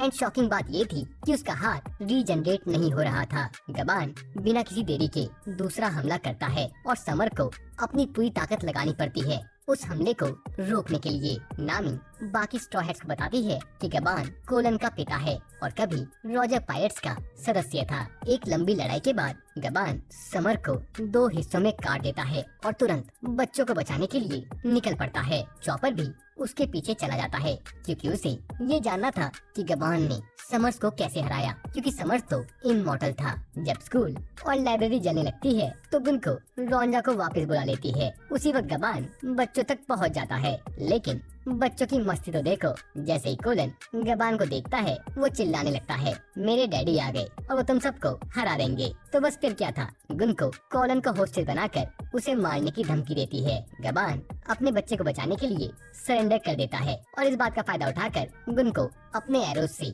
उसे घायल कर देती है और अंडरवर्ल्ड में गिरा देती है। बच्चे रोते हुए गबान का नाम पुकारते हैं कि तभी गुनको को एक भूली हुई याद महसूस होती है जिसमें वो ब्रुक के साथ थी। गुनको को कुछ तो याद आता है, जिसके बाद वो ब्रुक के पास जाने लगती है, लेकिन तभी ईमू उसके शरीर पर कब्जा कर लेती है। ईमू गॉड नाइट्स को कहती है, यहाँ इतना वक्त क्यों लग रहा है? होली लैंड जल रहा है और हमें वहाँ एडिशनल मिलिट्री फोर्स चाहिए। उसी पल गुनको के बाल लंबे होने लगते हैं और उसकी आंखें बिल्कुल ईमू की जैसी हो जाती हैं और वो कहती है, I will show you the dominion of God. खैर जैसे तैसे कर जायंट्स बच्चों के पास आते हैं, लेकिन जब वो बच्चों को बचाने की कोशिश करते हैं तो उनको भी समर के इनविजिबल थॉर्न्स पियर्स कर देते हैं। तभी ईमू अपनी सुप्रीम किंग हाकी को अनलीश करती है, जिसकी वजह से ज्यादातर जायंट बेहोश हो जाते हैं। अब गुन को, जिसको ईमू ने पोजेस किया हुआ था, बिल्कुल डीमन की तरह लगने लगती है। ईमू एक मैजिक सर्कल बनाती है और एक ही झटके में सभी जायंट्स को उड़ा देती है। साथ ही समर और किलिंगम को ऑर्डर देती है कि वो दोनों बच्चों का पीछा करें। उसी वक्त जायंट वॉरियर पायरेट्स ईमू के सामने आ जाते हैं। ब्रोगी ईमू को पकड़ लेता है, जबकि बाकी लोग बच्चों को बचाने चले जाते हैं। ईमू एक किताब को समन करती है और उसमें से एक डैगर और पिस्टल निकालती है। वो ब्रोगी के लेफ्ट आर्म को पिस्टल की मदद से अलग कर देती है, जिसके बाद वो डिमोनिक कॉन्टैक्ट की ताकत से जायंट वॉरियर पायरेट्स को डीमंस में बदल देती है। ईमू डिमोनाइज्ड जायंट वॉरियर पायरेट्स और अपने टीममेट्स को कमांड देती है, जाकर जारुल को मार दो। एल्बा की राजगद्दी अब डोरी और ब्रोगी संभालेंगे। ये सब देखकर वेस्टर्न विलेज में जायंट्स जारुल को वहाँ से भागने को कहते हैं, लेकिन वो मना कर देता है और कहता है, एक वॉरियर युद्ध से कभी नहीं भागता। वहीं काशी और बाकी जायंट्स डोरी और ब्रोगी को समझाने की कोशिश करते हैं कि वो जारुल का पीछा ना करें, लेकिन वो डिमोनिक फॉर्म में बोलते हैं, जारुल को मरना होगा, जिसके बाद एल्बा पर नए युग का राज होगा, जंग और क्रूरता का युग। थॉरमैन और बाकी जायंट्स भी डीमन में बदल जाते हैं। वहीं बाकी नॉर्मल जायंट्स को अपनी जान बचाने के लिए पीछे हटना पड़ता है। इसी बीच किलिंगम बच्चों को फिर से सुला देता है और अपने नए हाइब्रिड फॉर्म में उनके नाइटमेयर्स को वापस बुला लेता है और एल्बाफ में तबाही का सिलसिला जारी रहता है, जिसके बाद समर और किलिंगम ईमू को रिपोर्ट देते हैं कि सब ऑर्डर्स एग्जीक्यूट हो चुके हैं, जिस पर ईमू कहती है, ये तबाही तब तक नहीं रुकनी चाहिए जब तक एल्बा की स्पिरिट टूट ना जाए। अगर हेरल्ड ने उस वक्त इतनी बड़ी गलती ना की होती तो अभी तक एल्बा मेरे कदमों में होता। दूसरी तरफ चॉपर अंडरवर्ल्ड में गिरते हुए गार्ड पॉइंट यूज कर गबान को बचाता है। अंडरवर्ल्ड में सबको इनके गिरने का पता चल जाता है तो हरजुद्दीन, टेंसन, लूफी, जोरो और सांजी उनकी मदद के लिए निकल पड़ते हैं। उसी वक्त लोकी डेंडन मुशी यूज करने को कहता है, जिसमें लोकी को एक कॉल आती है जिसमें मोसा लोकी का धन्यवाद करता है। वो कहता है कि पहले मैं तुमसे बात करने से डरता था, लेकिन वक्त के साथ मैं हमारी बातचीत को बहुत एंजॉय करने लगा, लेकिन अब मैं शायद तुमसे बात नहीं कर पाऊंगा। जिसे सुनकर लोकी थोड़ा सा दुखी दिखाई देता है। कॉल खत्म होने पर बाकी सब वहाँ आ जाते हैं और वो गर्ड को गबान का इलाज करने को कहते हैं, जो कि घायल हो चुका था। लूफी को ये सुनकर शौक लगता है कि गबान कभी रॉजर पायरेट्स का हिस्सा था। चॉपर बताता है कि सन वर्ल्ड पर बड़े मॉन्स्टर्स हमला कर रहे हैं और कुछ लोग बच्चों को किडनैप करने की कोशिश कर रहे हैं। तभी सबको इमू की मैसिव सुप्रीम किंग हाकी महसूस होती है तो वो सब ऊपर जाने के लिए लिफ्ट रेडी करते हैं। वहीं लोकी कहता है कि तुम लोगों को मेरी जरूरत पड़ने वाली है। गर्ड और चॉपर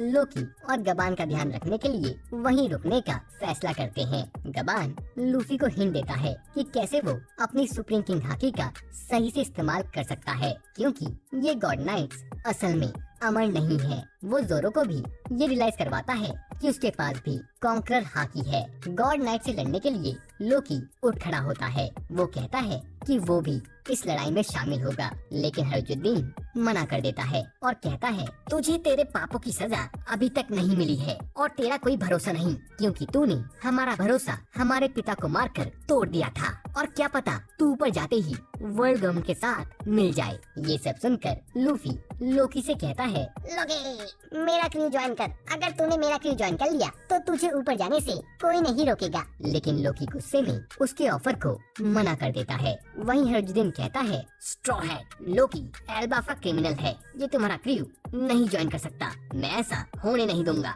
लिफ्ट चालू होने से पहले गबान हरजुद्दीन से लोकी को रिलीज करने को कहता है, जिस पर हरजुद्दीन कहता है यासेन लोकी ने 14 साल पहले 113 गार्ड्स की हत्या की थी। एल्डर जालुल को भी बुरी तरह से घायल कर दिया था और मेरे पिता किंग हेरल्ड को मार डाला था। ये एल्बाफ का वर्स्ट क्रिमिनल है। जिस पर गबान कहता है उस दिन जब हेरल्ड मारा गया था मैंने कासल से एक अजीब सी हाकी महसूस की थी। इस चीज का पता लगाने के लिए मैं और शैंक्स कासल गए थे। ऐसा हो सकता है कि हमें पूरी कहानी के बारे में ना पता हो। ये सुनकर हरजुद्दीन और लूफी लोकी के पास रुक जाते हैं, जबकि जोरो, सांजी, टेंसन, रॉड और गोल्डबर्ग ऊपर जाने के लिए लिफ्ट पर चढ़ जाते हैं। हरजुद्दीन लोकी को 3 मिनट देता है और कहता है लोकी मुझे बताओ उस दिन असल में क्या हुआ था। 14 साल पहले लोकी और जारुल को किंग हेरल्ड ने एरेस्ट कासल में मीटिंग के लिए बुलाया था। लोकी खुलेआम हेरल्ड की पीस पॉलिसीज का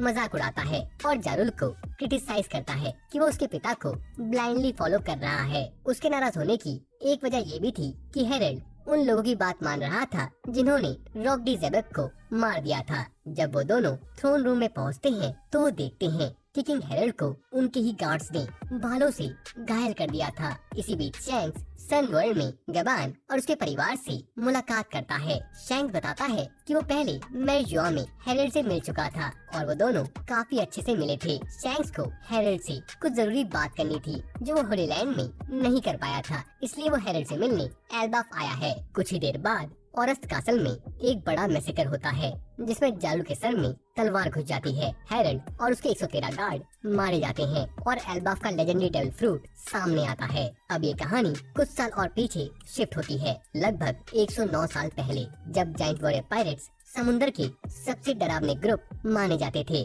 उस समय हेरल्ड जो 45 साल की उम्र में किंग बना था, जब चाहे तब तबाही मचाता था, जिसकी वजह से पूरी दुनिया एल्बाफ और जाइंट रेस से डरने लगी थी। जब हेरल्ड एक प्रिंस था तब वो अपना बचपन डोरी और ब्रोगी के साथ पागलपंती करने में बिताता था। रॉयल लिनिएज और एंशिएंट जाइंट ब्लड होने की वजह से हेरल्ड बाकी जाइंट से मुकाबले काफी ज्यादा ताकतवर और ह्यूमंगस था और इस चीज का उसे बहुत घमंड भी था। एल्बाफ छोड़ते वक्त उसने कहा था देश के बाहर सब लोग बहुत कमजोर हैं। एक दिन हेरल्ड बर्न किंगडम के पास होता है और वहाँ वो एक जाइंट ईडा को सर्कस अट्रैक्शन के रूप में देखता है। उसे लगता है कि ह्यूमंस ने ईडा को उसकी मर्जी के बगैर पकड़ रखा है, तो हैरल्ड पूरे बर्न किंगडम को तबाह कर देता है और ईडा को अपने साथ ले आता है। लेकिन ईडा हैरल्ड को थप्पड़ मारती है और समझाती है कि ह्यूमंस ने ही उसकी जान बचाई थी। वो कहती है कि हैरल्ड अपने साइज की वजह से ह्यूमंस को कीड़ों की तरह देखता है, जो कि बिल्कुल गलत है। ईडा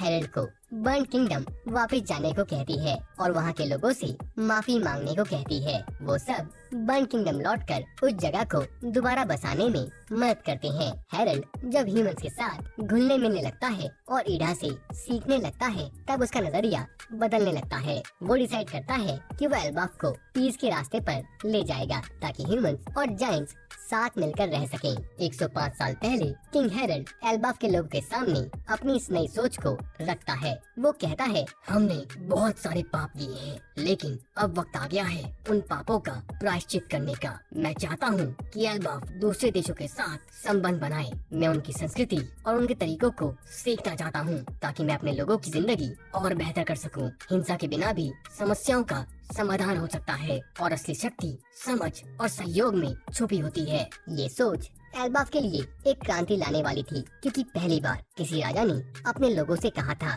शांति भी एक शक्ति है। इसके 24 साल बाद फिशरमैन विलेज में हैरल्ड और ईडा के घर हरजुद्दीन का जन्म होता है। लेकिन एल्बाफ के कानून और पुरानी परंपराओं के कारण हैरल्ड ईडा से विवाह नहीं कर सकता था, क्योंकि ईडा एक प्योर एंशिएंट जायंट नहीं थी। फिर भी हैरल्ड ये सुनिश्चित करता है कि ईडा और उसका बेटा हरजुद्दीन एल्बाफ में सुरक्षित रह सकें और उन्हें उसकी तरह ही सम्मान मिलता रहे। कुछ समय बाद हैरल्ड के लिए एक अरेंज मैरिज तय की जाती है। उसकी शादी एल्कोहल विलेज की क्वीन एस्टेड से होती है, एक रॉयल और एंशिएंट जायंट ब्लड की वंशज। एस्टेड हैरल्ड को हॉर्स ऑफ फॉर्च्यून असुरा उपहार में देती है, जिसे हैरल्ड अपने युद्ध और सफर में यूज कर सकता था। एस्टेड अलग अलग डिसीजन लेती थी, ये कहकर कि ये सब उसके पति के लिए अच्छा भाग्य लेकर आएंगे। कुछ समय बाद हैरल्ड एल्बाफ के बाहर कई यात्राएं करने लगता है। नए देशों में एल्बाफ की एडवांस नेविगेशन टेक्निक इंट्रोड्यूस करता है ताकि दूसरे देशों से व्यापार कर सके। वो अपने अनुभव और यात्राओं की कहानी एल्बाफ के लोगों को बताता है, जैसे कि कैसे वो मरमेड आइलैंड में मरमेड और उनके किंग नेपट्यून से मिला था 63 साल पहले।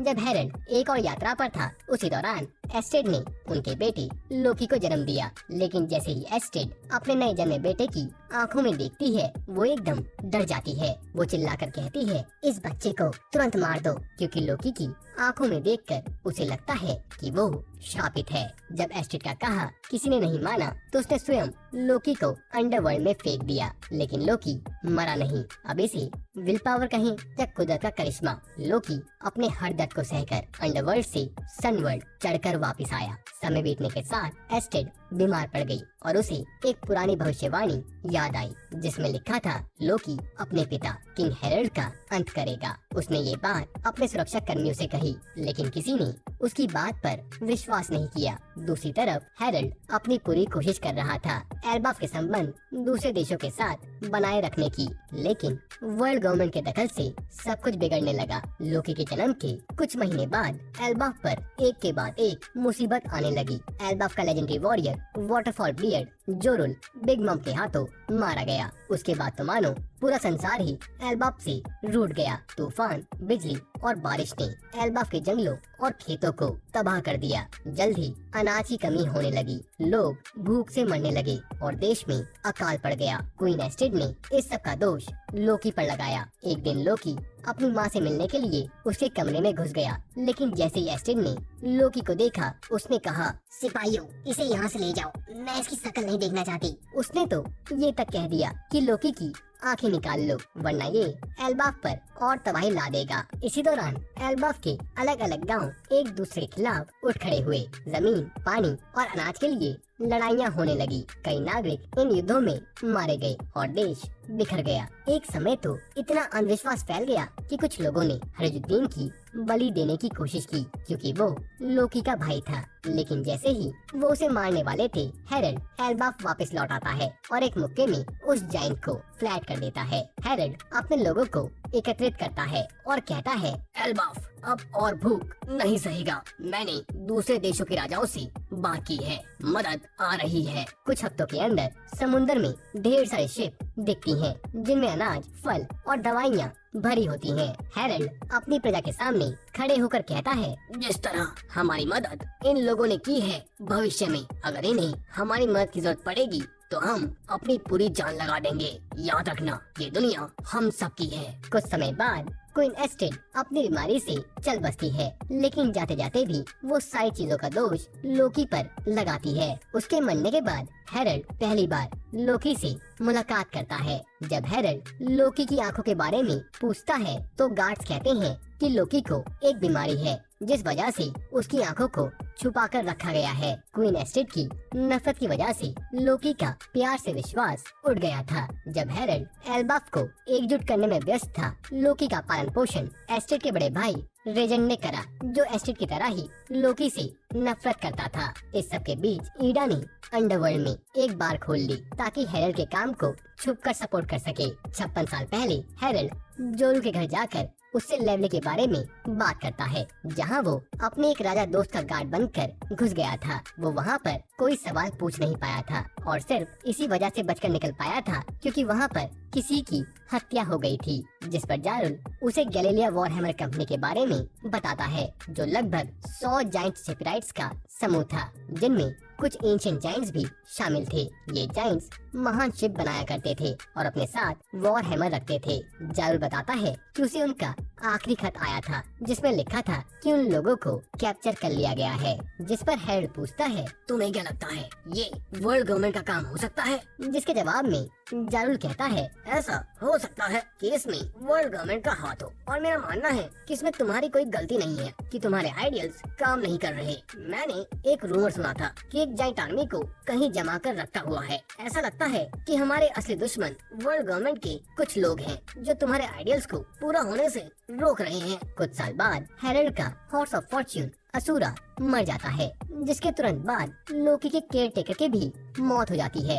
ये दोनों घटनाएं एक के बाद एक होने की वजह से पूरे एल्बाफ के लोगों को लगने लगता है कि लोकी का श्राप वापस आ गया है। 48 साल पहले किंग हेरल्ड ने एल्बाफ को एक कर दिया था। उसने नए ट्रेड रूट्स बनवाए, जिससे विलेजेस एक दूसरे से जुड़ गए। एल्बाफ के लोग उससे बहुत प्यार करने लगे, उसकी इज्जत करने लगे। हेरल्ड एक ऐसा राजा बना जो सिर्फ ताकत से नहीं बल्कि समझ और यूनिटी से राज करता था। लेकिन इन सब के बीच we have a dark horse, prince Loki. जब हेरल्ड अपने सफर पर जाता था तो उस दौरान लोकी अंडरवर्ल्ड के जानवरों के साथ सन वर्ल्ड में तबाही मचाता था। एक दिन हजुद्दीन ने उसे रोकने की कोशिश की, लेकिन लोकी ने उसे आसानी से हरा दिया। हजुद्दीन को बचाने के लिए वहाँ हजुद्दीन के दोस्त आ जाते हैं, जिन्हें देखकर लोकी उनका मजाक उड़ाता है और कहता है, तुम सब कमजोर हो, एक दूसरे पर निर्भर रहते हो। जिसके बाद लोकी अपनी तबाही जारी रखता है, अपने ही लोगों पर हाथ उठाता है, अपने ही देश को जला देता है। पर वो जितनी भी तबाही करता जाए उसे कभी सुकून नहीं मिलता। असल में लोकी अंदर से टूट चुका था। एक दिन अपनी जिंदगी खत्म करने के लिए उसने अंडरवर्ल्ड में छलांग लगा दी, लेकिन वो मर नहीं पाया। उसने रोते हुए कहा, क्या मैं मरने के भी काबिल नहीं हूँ? उसी वक्त अंडरवर्ल्ड में उसकी मुलाकात रॉक डी ज़ेबेक, एडवर्ड न्यूगेट, शिकी और बकिंगम स्टसी से होती है। हेरल्ड ने रॉक डी ज़ेबेक को कई साल पहले लेवली में देखा था, जहां रॉक ने एक एडमिरल को आसानी से मार दिया था और वहां से गायब हो गया था, जिस वजह से उसके सर पर मैसिव बाउंटी रखी गई थी। अब ये लोग सन वर्ल्ड जाने की कोशिश कर रहे थे, पर रास्ता भटक गए थे। इनका मकसद हेरल्ड से मिलना था। तो अंडरवर्ल्ड में कूदने के बाद भी लोकी जिंदा रहता है और वहीं उसकी मुलाकात रॉक डी ज़ेबेक से होती है, जो सनवर्ल्ड का रास्ता ढूंढ रहा था। वो लोकी से पूछता है, ए लड़के, ये जगह एल्बाफ ही है ना, और क्या मैं यहाँ हेरल्ड से मिल सकता हूँ?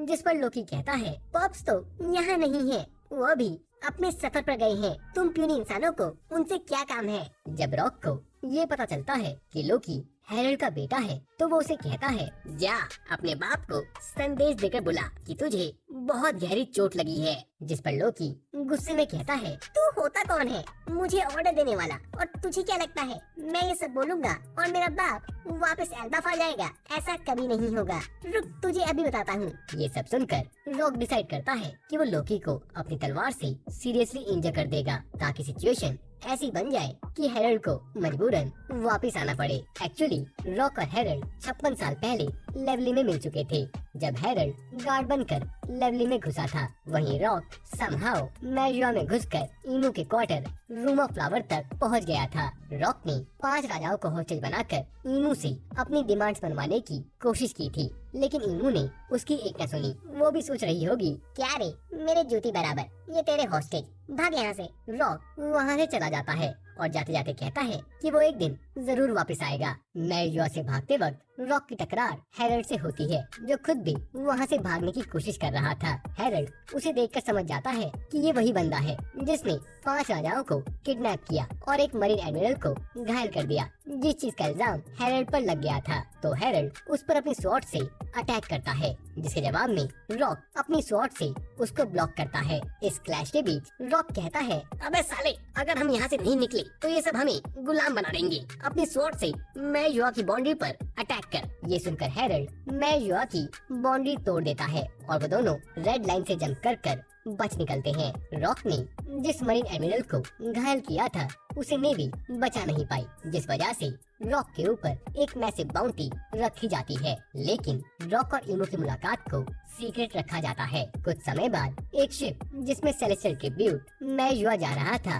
रॉक उसको डुबा देता है और उस पैसे से अपनी पायरेट एक्टिविटीज को सपोर्ट करता है। पहले तो रॉक सिर्फ वर्ल्ड गवर्नमेंट की शिप्स पर अटैक करता था, उनके अगेंस्ट काम करता था, लेकिन अब वो पायरेट शिप्स पर भी अटैक करने लगता है। पायरेट्स की दुनिया में एक लॉन्ग स्टैंडिंग ट्रेडिशन है जिसे डीवी बैक फाइट कहते हैं, जिसमें पायरेट्स सीरीज ऑफ मैचेस में compete करते हैं और जीतने वाली टीम लूजिंग टीम का फ्लैग और क्रू ले सकती है। रॉक इसी ट्रेडिशन से अपना पूरा क्रू इकट्ठा करता है, जिसके बाद वो सीधा एल्बाफ के लिए निकल पड़ता है। प्रेजेंट में जब हेरल्ड को पता चलता है कि उसके बेटे लोकी को चोट लगी है, तो वो तुरंत अपने देश वापस आ जाता है उसकी देखभाल करने के लिए। लेकिन लोकी को यकीन नहीं होता कि हेरल्ड उसके लिए वापस आया है और इस काजल में रॉक और उसके साथी हेरल्ड से मिलने पहुंच जाते हैं। लेकिन रॉक की प्रेजेंस से हेरल्ड बिल्कुल खुश नहीं था। जब रॉक उसे अपने क्रू को ज्वाइन करने का ऑफर देता है तो हेरल्ड सीधा मना कर देता है। हेरल्ड कहता है,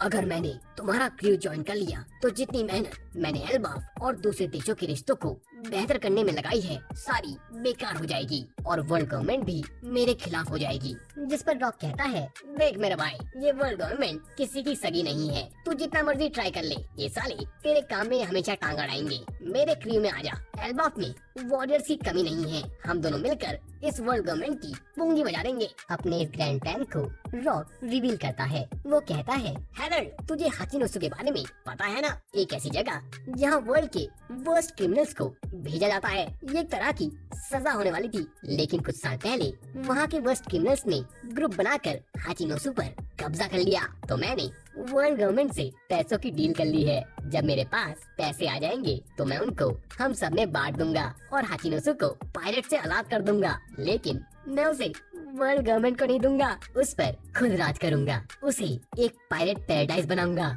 और एक सीक्रेट बताऊं, हाचिनोसु पर बहुत बड़ा गोल्ड रिजर्व है जिसके बारे में गवर्नमेंट को पता ही नहीं। और ये तो बस शुरुआत है। हाचिनोसु को बेस बनाकर मैं होली लैंड और नेवी को तबाह कर दूंगा, इस दुनिया पर राज करूंगा। I will be the king of the world. खैर, अगले कुछ सालों तक रॉक बार बार एल्बाफ आता है हेरल्ड को अपने ग्रुप में शामिल करने के लिए, पर हर बार हेरल्ड उसे मना करता है। लेकिन इसके अपोजिट लोकी रॉक को एडमायर करने लगता है, उसे क्रू को ज्वाइन करना चाहता है। 4 साल बाद जैसे रॉक ने वादा किया था, उसने हाचिनोसु पर कब्जा कर लिया था। इसी दौरान रॉजर पायरेट्स, कूजा पायरेट्स और मंकी डी गाप ने भी अपनी खास पहचान बनाना शुरू कर दी थी। खासकर शाकुयाकू ने, जो कूजा पायरेट्स से थी, वो अपनी सुंदरता के लिए इतनी मशहूर थी कि उसने अपने लीडर ग्लोरोसिया को भी पीछे छोड़ दिया था। उसकी सुंदरता ने खुद future pirate king Gol D Roger को दीवाना बना दिया था। रॉजर चाहता था कि शैकी उसका क्रू ज्वाइन करे। अब इस लव का थोड़ा झोल बताता हूँ। ग्लोरोसिया रॉजर के पीछे, रॉजर शैकी के पीछे और शैकी रेलाई के पीछे। खैर, दूसरी तरफ रॉक ने ऑफिशियली रॉक पायरेट्स की स्टैब्लिशमेंट कर दी थी और हाचिनोसु को अपना नया हेडक्वार्टर बना लिया था। उसका नाम पूरी दुनिया में फैलने लगा। सब पायरेट्स उसके बारे में बात करने लगे। उसके क्रू में एक से बढ़कर एक डेंजरस लोग शामिल हुए, जैसे शार्लेट लिनलिन, कैप्टन जॉन, काइडो और कियो। रॉक डी ज़ेबेक अपनी गैंग को बताता है कि दुनिया पर राज करने के लिए उसे 2 लेजेंडरी डेविल फ्रूट्स की जरूरत है। एक डेविल फ्रूट तो एल्बाफ में है, जिसकी असली शक्ति तभी सामने आएगी जब हेरल्ड खुद उसको खाएगा। दूसरा डेविल फ्रूट कहाँ है उसका उसे कोई आइडिया नहीं है। वहीं कैप्टन जॉन गैलेरा फॉक्स के बारे में बात करता है, वही रूमर्ड फ्रोजन आर्मी जिसके बारे में जारुल बात कर रहा था। शार्लेट लिनलिन उस आर्मी को ढूंढने की कोशिश करती है, लेकिन उसमें उसे कोई सक्सेस नहीं मिलती। इस कन्वर्सेशन में पूरा क्रू डिस्कस करता है कि कैसे वो फ्रोजन आर्मी अब कॉप्स बन गई होगी, और अगर वो आर्मी जिंदा भी होगी तो क्या गारंटी है कि वो उस आर्मी को कंट्रोल कर सकते हैं। इसलिए उन्हें हेरल्ड की जरूरत है, जिस पर काइडो कहता है क्यों ना हम उस फ्रोजन आर्मी को फोर्स करें हमारी बातें मानने के लिए। और रही बात हेरल्ड की, हम क्यों उसे बार बार रिक्वेस्ट करते हैं, सीधा उसे फोर्स करते हैं ना हमारे साथ काम करने के लिए। ये सुनकर रॉक काइडो को जोरदार किक मारता है और कहता है, अबे साले, हेरल्ड मेरा दोस्त है, अपनी जुबान से ये शब्द दोबारा मत निकालना वरना मैं तुझे मार दूंगा। जिसके बाद रॉक अपने क्रू से कहता है, एल्बाफ वही चाबी है जिससे हम होली लैंड को तबाह कर सकते हैं। जो इस बात पर यकीन नहीं करता वो यहाँ से जा सकता है। बाकी सब मुझे फॉलो करो, मैं तुम्हें वर्ल्ड समिट तक ले जाऊंगा। दूसरी तरफ एल्बाफ में लोकी और ज्यादा इम्पेशेंट होने लगता है। वो एल्बाफ छोड़कर रॉक के साथ समुद्र में निकलना चाहता था, क्योंकि उसे अपने देश की नई पीसफुल सोच पसंद नहीं आ रही थी। खैर, रॉक पायरेट्स की फॉर्मेशन के 2 सालों में रॉक ने न्यू वर्ल्ड में अपना आतंक मचा दिया था, जिसमें उसने 16 डॉक्यूमेंटेड रेड की थी, 76 नेवी शिप्स को डुबा दिया था, 14 शिप पोर्ट्स मिट्टी में मिला दिए थे और 5 नेशंस मैप से ही गायब कर दिए थे। ये कहना गलत नहीं होगा कि future pirate king gold D Roger के होने के बावजूद ये एरा रॉक डी ज़ेबेक का था। इसी बीच एनसी विलेज पर वर्ल्ड गवर्नमेंट की बैटल शिप्स ने अटैक कर दिया था। रीजन, वो एक नॉन अफिलिएटेड नेशन था, माने तो लॉलेस टेरिटरी, लेकिन इसी विलेज ने एल्बाफ की फैमाइन के चलते मदद की थी। तो हेरल्ड अपने एलाइज की जान बचाने के लिए बैटल शिप्स को डुबा देता है, जिसकी वजह से एल्बाफ और हेरल्ड को विलेन बना दिया जाता है। वर्ल्ड गवर्नमेंट में अपनी मेंबरशिप को बचाने के लिए हेरल्ड अपने सर के बाल मुंडवा लेता है as a symbol of goodwill. बाद में हेरल्ड और रॉक की मुलाकात ईडा बार में होती है, जहां रॉक फिर से उसे अपने क्रू में शामिल होने के लिए मनाने लगता है। इसी दौरान वर्ल्ड गवर्नमेंट अभी भी एल्बाफ पर भरोसा नहीं कर पा रही थी। उन्होंने कुछ जाइंट्स को मरीन्स में लेने की इजाजत तो दे दी थी, पर एल्बाफ को अफिलिएटेड नेशन बनाने के आइडिया को कभी सीरियसली कंसीडर नहीं किया। ये बात वाइस एडमिरल गाप सेंगोकू और शुरू के लिए काफी फ्रस्ट्रेटिंग थी। कुछ ही समय बाद, लगभग प्रेजेंट टाइम से 42 साल पहले, शैकी कुजा पायरेट छोड़ने का फैसला करती है और हाचिनोसु चली जाती है, जहां वो अपना खुद का एक बार खोलती है ताकि वो मरीन से बचकर रह सके। थोड़े ही दिनों में शैकी हाचिनोसु के लोगों की फेवरेट बन जाती है। रॉक और उसका क्रू भी उसे बहुत पसंद करने लगते हैं और सब उसके बार को हाचिनोसु का असली खजाना कहने लगते हैं। हाचिनोसु में होने के बावजूद रॉजर पायरेट्स शैकी का पीछा नहीं छोड़ते। उसके बार का बस एक रूल था कि बार के अंदर कोई फाइट नहीं करेगा, जिसका फायदा रॉजर पायरेट्स उठाते हैं और शैकी के बार में आते जाते रहते हैं। रॉक और रॉजर के बीच में चाहे कितनी भी दुश्मनी हो, शैकी के बार में वो दोनों एक साथ ड्रिंक करते हैं, लेकिन बार से बाहर उनके बीच सिर्फ लड़ाई होती है। इसी दौरान 5 एल्डर्स किंग हेरल्ड से कांटेक्ट कर एल्बाफ को वर्ल्ड गवर्नमेंट से एफिलिएट होने का एक और मौका देते हैं, लेकिन शर्त ये थी कि उसे रॉक को मारना पड़ेगा। हेरल्ड दोस्ती और ड्यूटी के बीच में फंस जाता है, लेकिन आखिर में वर्ल्ड गवर्नमेंट की शर्तों को मान लेता है। वो डिसाइड करता है कि जब रॉक दोबारा एल्बाफ आएगा तो वो उसे डुअल के लिए चैलेंज करेगा। ये सुनकर रॉक काफी डिसअपॉइंटेड होता है, लेकिन उसके चैलेंज को एक्सेप्ट करता है। दोनों के बीच एक जबरदस्त लड़ाई होती है, तलवारें टकराती हैं, जिनकी शॉकवेव से एल्बाफ के जंगल तबाह हो जाते हैं, पर कोई फाइनल कंक्लूजन नहीं निकलता। लेकिन इस लड़ाई के बाद रॉक फाइनली डिसाइड करता है कि वो हेरल्ड को अब अपने क्रू में शामिल करने की कोशिश नहीं करेगा और वो दोनों अपने अलग अलग रास्ते निकल पड़ते हैं। वो दोनों अब कभी नहीं मिलेंगे जब तक एक खास फ्यूचर इंसिडेंट उन्हें दोबारा नहीं मिला देता। खैर, आज से 40 साल पहले वर्ल्ड गवर्नमेंट की नजर वेस्ट ब्लू के एक अजीब से आइलैंड पर पड़ती है, जिसके बारे में फिगलेन गार्लिंग अपनी रिपोर्ट देता है। वहाँ का कल्चर यूनिक है। मैंने उन लोगों को वर्ल्ड गवर्नमेंट से एफिलिएट होने का मौका भी दिया था, पर उन लोगों ने मना कर दिया। वहाँ के अबंडेंट रिसोर्सेज हमारे काम आ सकते हैं, लेकिन वहाँ पर मैंने इससे भी ज्यादा इम्पोर्टेंट डिस्कवरी की है, जिसके बारे में सुनकर लॉर्ड इमू खुश हो जाएंगे। तो मैं चाहता हूँ कि अगले 2 सालों में हम नेक्स्ट हंट गॉड वैली में करें। 39 साल पहले हाचिनोसु पर रात के समय अटैक होता है, जिसमें डॉन मैडियन की सिक्योरिटी टीम वाइप आउट हो जाती है और घुसपैठी शैकी को किडनैप कर वहाँ से चले जाते हैं। अब इस किडनैपिंग में हेल्प करने के पीछे ओचाकू का हाथ होता है, लेकिन ये बात कोई नहीं जानता था। जब सुबह सबको ये बात पता चलती है तो सारे मेजर पायरेट्स गुस्से से तिलमिला जाते हैं। 1 हफ्ते के लिए वर्ल्ड इकोनॉमी डूब जाती है। किडनैपिंग के 1 साल बाद गार्डिंग गॉड वैली वापस आता है, जहाँ उसकी लवर उसको ग्रीट करती है और अपने ट्विन बेबीज को इंट्रोड्यूस करती है, शैंक्स और शैमरॉक। वो गार्डिंग को उनके साथ उसी आइलैंड पर रुकने को कहती है, जिस पर गार्डिंग साइकोपाथ की तरह हंसते हुए कहता है, अरे पगली, मैं यहाँ क्यों रहूँगा? ये आइलैंड तो वैसे ही मिटने वाला है, और अगर मैंने ये नेटिव हंटिंग टूर्नामेंट जीत लिया तो मुझे मेरी मनपसंद ब्राइड मिल जाएगी। जिसके बाद वो बिना किसी वार्निंग के अपनी लवर को घायल कर देता है। जल्द ही कई मरीन शिप्स आइलैंड पर उतरती हैं और मरीन सोल्जर्स टूर्नामेंट के लिए आइलैंड के लोगों को पकड़ना शुरू करते हैं। उनमें से एक सोल्जर कंफ्यूज था कि वो इनोसेंट लोगों को क्यों पकड़ रहे हैं, जिस पर उसका सुपीरियर उसे कहता है कि तुम ऑर्डर को बस फॉलो करो। ये यंग मरीन सोल्जर और कोई नहीं बल्कि ड्रैगन होता है। इसी बीच एक मरीन शिप में 2 गुलाम गिनी और एम्परर इवनकॉव एक डेंजरस प्लान बनाते हैं। वो डिसाइड करते हैं कि वो टूर्नामेंट की खबर मॉर्गन को लीक कर देंगे ताकि ये खबर दुनिया भर में फैल जाए। मॉर्गन इस जानकारी को छुपाने के लिए वर्ल्ड गवर्नमेंट के लोगों से पैसे मांगता है, पर वो लोग मॉर्गन को छोटा मोटा पत्रकार समझकर मना कर देते हैं। तो मॉर्गन जल्दी ये खबर रॉक पायरेट्स और रॉजर पायरेट्स तक फैला देता है कि गॉड वैली में एक बहुत बड़ा टूर्नामेंट होने वाला है, जिसके विजेता को शैकी एज अ ब्राइड दी जाएगी। ये खबर सुनकर वो दोनों शैकी को बचाने के लिए गॉड वैली निकल पड़ते हैं। जब ये बात गाब को पता चलती है कि रॉजर गॉड वैली जा रहा है, तो वो भी गॉड वैली के लिए निकल पड़ता है। रास्ते में रॉक पायरेट्स को हेरल्ड की जायंट शिप इंटरसेप्ट करती है ताकि वो उन्हें गॉड वैली जाने से रोक सके। रॉक और हेरल्ड एक प्राइवेट मीटिंग करते हैं, जहाँ रॉक हेरल्ड को अपना असली नाम बताता है, डेविड डी ज़ेबेक। ये नाम डेविड डी जोन्स की लिनियज से जुड़ा है। डेविड डी जोन्स एक लेजेंडरी पायलट था। ऐसा माना जाता है कि डेविड डी जोन्स को डेविल ने श्राप दिया था कि वो हमेशा सी फ्लोर पर जिंदा रहेगा, और वर्ल्ड गवर्नमेंट 8 सेंचुरी से डी नाम के लोगों को टारगेट कर रही है। रॉक हेरल्ड से कहता है, मेरे दोस्त, 2 साल पहले मैंने मेरी बीवी और बच्चे को मेरे सीक्रेट प्लान के साथ मेरे होम टाउन में छोड़ दिया था ताकि वो सुरक्षित रह सकें, लेकिन अब वो खतरे में हैं क्योंकि वो सब गॉड वैली में है, जहाँ नेटिव हंटिंग कंपटीशन शुरू होने वाला है और मुझे उन्हें बचाने के लिए जाना होगा।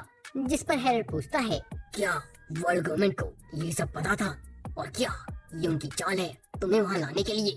जिस पर रॉक कहता है, मेरे दोस्त, उन्हें कोई आइडिया ही नहीं, ये तो वर्ल्ड गवर्नमेंट की फितरत है। हर 3 साल में एक बार ये लोग एक नॉन एफिलिएटेड आइलैंड ढूंढते हैं जहाँ रिसोर्सेज की कमी ना हो, और फिर वहाँ वो नेटिव हंटिंग कंपटीशन कराते हैं जिसमें वहाँ के लोगों को टूर्नामेंट के नाम पर मारा जाता है। रॉक हेरल्ड से कहता है कि वो उसका साथ दे, लेकिन हेरल्ड मना कर देता है और कहता है कि वो उसको यहाँ से जाने नहीं दे सकता क्योंकि वर्ल्ड गवर्नमेंट उस पर नजर रख रही है और राजा होने के नाते वो अपने लोगों को खतरे में नहीं डाल सकता। तो रॉक सपोजली हेरल्ड की शिप को आग में जला देता है और रॉक पायरेट्स गॉड वैली की तरफ निकल पड़ते हैं। गॉड वैली में कंपटीशन शुरू होने वाला है जिसकी ग्रैंड प्राइज और कोई नहीं बल्कि शाकू याकू होती है।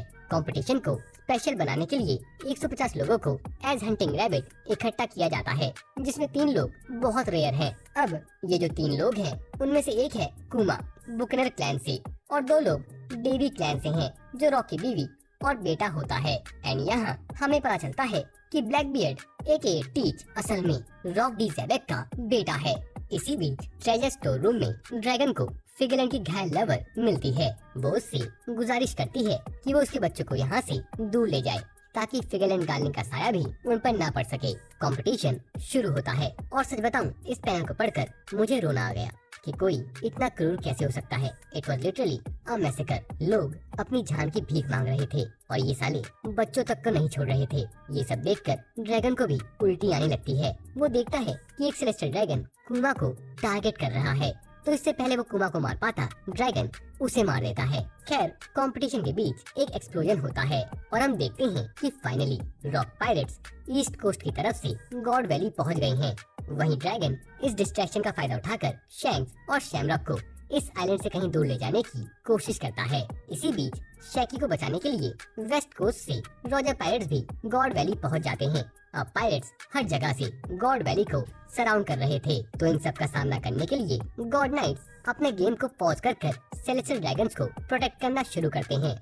वहीं रॉजर के पीछे गार्ब भी गॉड वैली आ जाता है। सारे के सारे लेजेंड्स एक ही जगह पर इकट्ठा हो जाते हैं। गॉड वैली एक बैटलफील्ड बन चुका था। इस केओस में ड्रैगन एक नेवी शिप ढूंढने की कोशिश करता है ताकि वो शैंक्स और शैमरॉक को यहाँ से कहीं दूर ले जा सके, पर उसके पीछे सेंट मैफी आ जाती है, जिसे गार्लिंग के बेटों को रेस्क्यू करने का मिशन मिला था।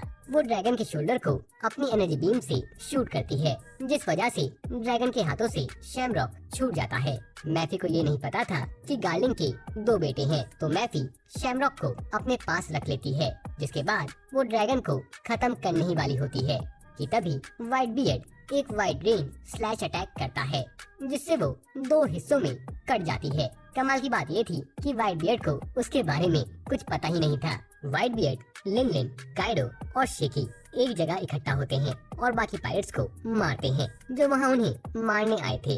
इस कमोशन को देखकर मैफी कंफ्यूज थी कि यहाँ हो क्या रहा है। वहीं ड्रैगन इस कंफ्यूजन का फायदा उठाकर वहाँ से निकलना चाहता था, लेकिन उसने शैमरॉक को खो दिया था। वहीं शैंक्स सर में एक चोट की वजह से बेहोश हो गया था। गार्ब इस कमोशन को देखकर गैलेक्सी फिस्ट से वहाँ हमला करता है। गार्ब को वहाँ देखकर वो सब वहाँ से भागने लगते हैं। लिन ज़्यूस और प्रोमेथियस का इस्तेमाल कर गार्ब पर हमला करती है, लेकिन उस हमले का उस पर कोई असर नहीं होता। इस कियोस्क के चलते बाकी स्लेव्स भागने की कोशिश करते हैं, लेकिन ज्यादातर स्लेव्स को गॉड नाइट्स मार देते हैं।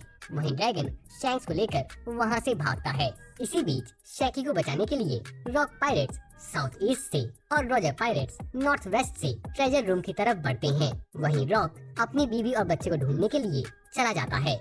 ट्रेजर रूम में सेंट समर शैकी को ले जाने के लिए वहाँ आता है, क्योंकि शैकी ने सारे सोल्जर्स को मारकर बेहोश कर दिया था जो उसे वहाँ से ले जाने के लिए आए थे। समर शैकी को थप्पड़ मारता है, जिसके जवाब में शैकी उसको एक किक मारने की कोशिश करती है, लेकिन समर उसकी किक को पकड़कर शैकी के लेग पर हमला कर देता है। अब बात ये थी कि रॉजर और रॉक पायरेट्स बड़ी आसानी से शैकी को बचा सकते थे, लेकिन ये साले एक दूसरे से लड़ने में बिजी थे। रॉजर को तो व्हाइट बियर्ड नहीं रोका हुआ था, लेकिन एक बंदा शैकी को बचाने के लिए आगे बढ़ता है। ट्रेजर रूम में सेंट समर शैकी को अपनी थॉर्न व्हिप से 5 अटैक्स में मारने वाला था, लेकिन इससे पहले कि वो एक भी अटैक कर पाता, रेलाई वहाँ आ जाता है और अपने अटैक से सेंट समर को दीवार पर दे मारता है। रेलाई को वहाँ देखकर शैकी रोने लगती है और उसे गले लगाती है। रॉजर और रॉक पायरेट्स अभी भी एक दूसरे से लड़ रहे थे, तो रॉजर रेलाई को शैकी को वहाँ से ले जाने के लिए कहता है। अब शैकी तो चली गई रेलाई के साथ, तो बचा क्या डेविल फ्रूट्स और ट्रेजर चेस्ट। तो बाकी पायरेट्स अपना सारा ध्यान ट्रेजर चेस्ट और डेविल फ्रूट को ढूंढने और वहाँ से ले जाने में लगा देते हैं। इसी बीच प्राइस स्टोर रूम 1 में इवनकॉफ और कुमा को 2 लेजेंडरी डेविल फ्रूट मिलते हैं। वो उन फ्रूट्स को खाने ही वाले होते हैं कि तभी लिन वहाँ आ जाती है और इवनकॉफ का डेविल फ्रूट छीन लेती है, लेकिन इससे पहले कि वो कुमा का डेविल फ्रूट ले पाती, कुमा अपने डेविल फ्रूट को खा लेता है और वहाँ से टेलीपोर्ट हो जाता है। लिन का प्लान था कि वो इवनकॉफ के डेविल फ्रूट को अपने बेटे काटाकोरी को देगी ताकि उसका फ्यूचर क्रू और भी ज्यादा ताकतवर बन सके। वो ये सब सोच रही होती है कि तभी काइडो पीछे से आकर उस पर हमला करता है और उसके डेविल फ्रूट को खा लेता है। गॉड वैली अब एक वॉर जोन से कम नहीं लग रहा था। एक पीसफुल देश मिट्टी में मिल गया। जहाँ भी गार्ब देखता वहाँ उसे बस लाशें ही मिलती। सेलेस्टियल ड्रैगन्स की बर्बरता को देखकर गार्ब को गुस्सा आने लगा था। वो सेंगोकू से पूछता है, सेंगोकू क्या तुम्हें इस सब के बारे में पता था? जिस पर सेंगोकू कहता है, मुझे इस बारे में कोई जानकारी नहीं थी, लेकिन एक बार किसी मरीन ने इस बारे में रिपोर्ट की थी, पर कुछ दिनों में ही वो नेवी से गायब हो गया था। रॉडी जेबेक की बात करें तो वो अपनी बीवी एली और अपने बच्चे टीच को लेकर गॉड नाइट्स और अपने क्लैन के लोगों से दूर भाग रहा था, जो अब डेविल बन चुके थे। रॉक इतना ताकतवर था कि उसके स्लैशेस गार्लिंग को रियल डैमेज दे रहे थे और वो सही तरह से हील नहीं हो पा रहे थे। लेकिन रॉक एली और टीच को बचाने के चक्कर में ढंग से लड़ नहीं पा रहा था। ये देखकर एली रॉक को उसे और टीच को नीचे उतारने को कहती है ताकि वो ढंग से लड़ पाए, मगर रॉक इसके बिल्कुल खिलाफ था, क्योंकि उसे पता था कि अगर वर्ल्ड गवर्नमेंट ने डीवी क्लैन के किसी भी मेंबर को पकड़ लिया तो उस मेंबर के साथ बड़ी बर्बरता होती है। जिस पर एली कहती है कि ये नौबत आने से पहले ही वो खुद टीच और अपने आप को मार डालेगी। वो रॉक से वादा करती है कि वो दोनों इस चीज को सरवाइव करेंगे और दोबारा लुलुसिया किंगडम में मिलेंगे।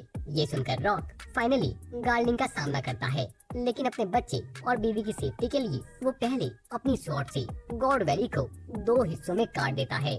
जिसके बाद वो गार्लिंग और उसके साथियों को लड़ाई के लिए ललकारता है और उन्हें बड़ी आसानी से लिटरली बड़ी आसानी से हरा देता है। दूसरी तरफ कुमा अपने डेल फ्रूट का सही इस्तेमाल कर ज्यादातर स्लेव्स को गॉड वैली से टेलीपोर्ट कर देता है। ये सब चीजें सैटर्न बैठा हुआ देख रहा था और पूरी आयरन की जानकारी ईमू को दे रहा था। सैटर्न ईमू से कहता है, हमें इन लोगों को जल्दी ही रोकना होगा, वरना हमारे लिए खतरा हो सकता है। जिसके बाद गॉड वैली पर एक इंटेंस हाकी का ब्लास्ट होता है, जिसका एहसास रॉजर, रॉक और गार्ड को होता है। काइडो और वाइटबियर्ड भी रॉक के साथ अपकमिंग बैटल को ज्वाइन करते हैं। तो जब सैटर्न ईमू को गॉड वैली में हो रहे कांड के बारे में बताता है तो ईमू सैटर्न की बॉडी को कंट्रोल कर लेती है और डेविल फॉर्म में ट्रांसफॉर्म हो जाती है। ईमू पायरेट्स, मरीन्स किसी को नहीं छोड़ती, सब पर अंधाधुंध अटैक करती है। इस सब में रॉजर का क्रू भी घायल हो जाता है। तो रॉजर गबान से कहता है, गबान, अपने लोगों को यहाँ से लेकर जाओ और रास्ते में जितनी भी ट्रेजर चेस्ट मिले सबको इकट्ठा कर लो। वहीं गार्ड सोल्जर से उस बड़े से ब्लैक ऑक्टोपस मॉन्स्टर के बारे में पूछता है, जिस पर सोल्जर्स कहते हैं कि वो सेंट सैटर्न है। इसी बीच रॉक डी ज़ेबेक ईमू के सामने खड़ा होता है, जिसे देखकर ईमू कहती है, तो तुम ही हो डेवी जोन्स। जिस पर रॉक कहता है, मैं तो उस बंदे को जानता भी नहीं, लेकिन तेरे से किया वादा मैंने पूरा कर दिया है। हमारी मुलाकात एक बार फिर से हुई है। ईमू रॉक को कहती है, मैं तुम्हारे क्लैन को इस दुनिया की हिस्ट्री से मिटा दूंगी। जिसके बाद वो रॉक पर हमला करती है, लेकिन रॉक उसके टेंटिकल्स को काट देता है और कहता है, साले ईमू, ये दुनिया अकेली तेरी नहीं है। दूसरी तरफ ड्रैगन को फाइनली एक नेवी शिप मिल जाती है, लेकिन इससे पहले कि वो उस नेवी शिप पर चढ़ पाता, उसकी बंदूक उसको हवा में पुल करती है और हम देखते हैं कि कैप्टन जॉन अपनी मैग्नेटिक पावर से आइलैंड के सारे मेटेलिक ऑब्जेक्ट्स और ट्रेजर चेस्ट को अपने पास खींच रहा था। इस चीज को देखकर गंजुई, जो रॉक पायरेट्स का ही एक मेंबर था, जॉन पर अटैक करता है।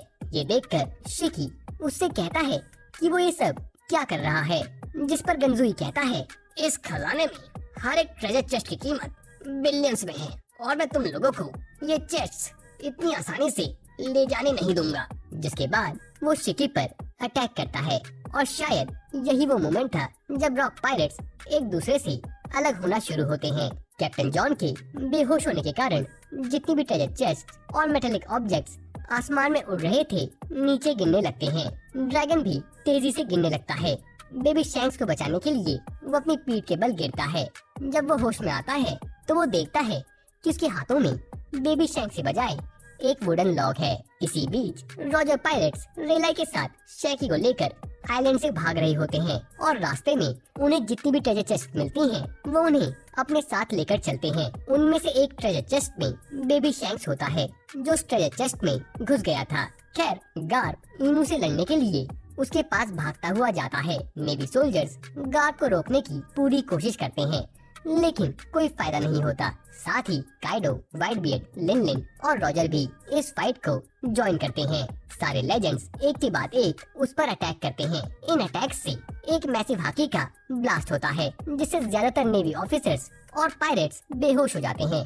वहीं ईमू की हालत पतली हो जाती है। ईमू रॉक को गुस्सा दिलाने के लिए उसकी बीवी और बच्चे का जिक्र करती है, जो अभी भी आइलैंड में कहीं भाग रहे होते हैं। वो कहती है, डेवी क्लैन के आखिरी वंशज अभी भी इस आइलैंड में कहीं भाग रहे हैं। मैं उन्हें जीने नहीं दूंगी। जिसे सुनकर रॉक ईमू पर हमला करता है और कहता है, तू क्या करने वाली है उनके साथ? जिसके जवाब में ईमू रॉक को अपने टेंटिकल से पियर्स कर देती है और कहती है, तेरे बीवी बच्चे को मैं नहीं, तू खुद मारेगा। जिसके बाद ईमू अपनी डॉम रिवर्सी टेक्निक से रॉक को डीमन में बदल देती है। डीमन में बदलते समय रॉक ईमू से कहता है, ईमू, तुझे ह्यूमंस को कम नहीं समझना चाहिए। डेवी जोन्स को तो तू जानती ही है, the previous king of the world. ये सुनकर ईमू गुस्से से कहती है, डेवी जोन्स कोई किंग नहीं था, he was just a wretched fool। जिस पर रॉक कहता है, तो तू बस एक नाम से डर क्यों रही है? मुझे पता है तू बहुत सालों से इसी डर में जी रही है कि कोई डी क्लैन का मेंबर आएगा जो डेवी क्लैन की विल और उसके प्रॉमिस को पूरा करेगा। मैं सोच रहा हूँ तू डरती किससे ज्यादा है, डेवी डी जोन्स या फिर जॉय बॉय? इस बात पर ईमू गुस्से से कहती है, तुझे जितनी बकबक करनी है कर ले, मैंने अपने काम के लिए परफेक्ट सोल्जर्स ढूंढ लिए हैं, बेवकूफ और बुद्धू जाइंट्स। रॉक को ये सुनकर बहुत गुस्सा आता है, लेकिन इससे पहले कि वो कुछ कह पाता, ईमू अपने स्पेल को कंप्लीट करती है और रॉक को एक डीमन सोल्जर में बदल देती है। जिसके बाद वो उसे लिन लिन, व्हाइट बियर्ड और काइडो के सामने गिरा देती है। ईमू रॉक को डेवी क्लैन की लिनियज को खत्म कर देने का कमांड देती है। साथ ही इस आइलैंड पर जितने भी ऑब्स्टेकल्स हैं उनको मार देने का ऑर्डर देती है। रॉक उठते ही सबसे पहले काइडो पर अटैक करता है और उसे बेहोश कर देता है। ये देखकर लिन लिन रॉक पर अटैक करने की कोशिश करती है, लेकिन रॉक लिन लिन को दूर फेंक कर मारता है। जिसके बाद रॉक व्हाइट बियर्ड पर अटैक करता है, लेकिन व्हाइट बियर्ड उसकी स्वॉर्ड को ब्लॉक करता है। उन दोनों के वेपन के टकराने से एक मैसिव हाकी का ब्लास्ट होता है, जिसकी वजह से गॉड वैली का एक हिस्सा टूट कर गिर जाता है। गॉड वैली के माउंटेन का एक हिस्सा गिरने की वजह से सारी जगह अफरा तफरी मचने लगती है। सेलेस्टियल ड्रैगन्स अपने शिप्स में वापस जाने की तैयारी करते हैं। रॉजर और रॉक पायरेट्स भी अपने शिप पर जाने का फैसला करते हैं। ड्रैगन की बात करें तो वो दुखी था क्योंकि उसने शैंक्स को खो दिया था। वहीं कुमा अभी भी आइलैंड में स्लेव्स को ढूंढ रहा था ताकि वो उनको बचा सके। तभी उसे एक स्लेव भागती हुई दिखती है तो वो उसके पीछे चला जाता है। इसी बीच रॉक अपनी बीवी और बच्चे को ढूंढ लेता है, लेकिन इससे पहले कि रॉक उन्हें मार पाता, कुमा वहां आ जाता है और रॉक की फैमिली को आइलैंड से कहीं दूर टेलीपोर्ट कर देता है। ईमू को ऐसा लगता है कि रॉक ने अपनी फैमिली को मार दिया है, तो वो उसको फाइनल ऑर्डर देती है, आइलैंड में जितने भी लोग हैं उन्हें मार दो। रॉजर पायरेट्स और नेवी सोल्जर्स रॉजर और गार्ड को शिप पर वापस बुलाते हैं ताकि वो इस आइलैंड से दूर जा सकें, लेकिन वो दोनों मना कर देते हैं। इसी बीच रॉक आइलैंड पर हर एक इंसान को मार रहा होता है, तो उसे रोकने के लिए रॉजर और गार्ड अपनी हाकी को रिलीज करते हैं। उनकी हाकी को महसूस कर ईमू भी शॉक में आ जाती है। अब ईमू शॉक इसलिए होती है क्योंकि उन दोनों की हाकी को महसूस कर उसे डेवी जोन्स की याद आती है। यानी जितने भी कैरेक्टर वन पीस में हैं, जिनके नाम में डी आता है, वो बेसिकली डेवी जोन्स से जुड़े हुए हैं। तभी वर्ल्ड गवर्नमेंट डी नाम के लोगों को मार देती है। खैर, रॉजर और गार्प रॉक से फाइट करने के लिए रेडी होते हैं और यही वो बैटल थी जिसमें रॉजर और गार्प ने साथ मिलकर रॉक को हराया था और हमें लगा था कि रॉक एक बुरा आदमी था। बैटल से पहले रॉक उन्हें रोते हुए कहता है, गार्प, रॉजर, प्लीज कैसे भी कर मुझे मार दो।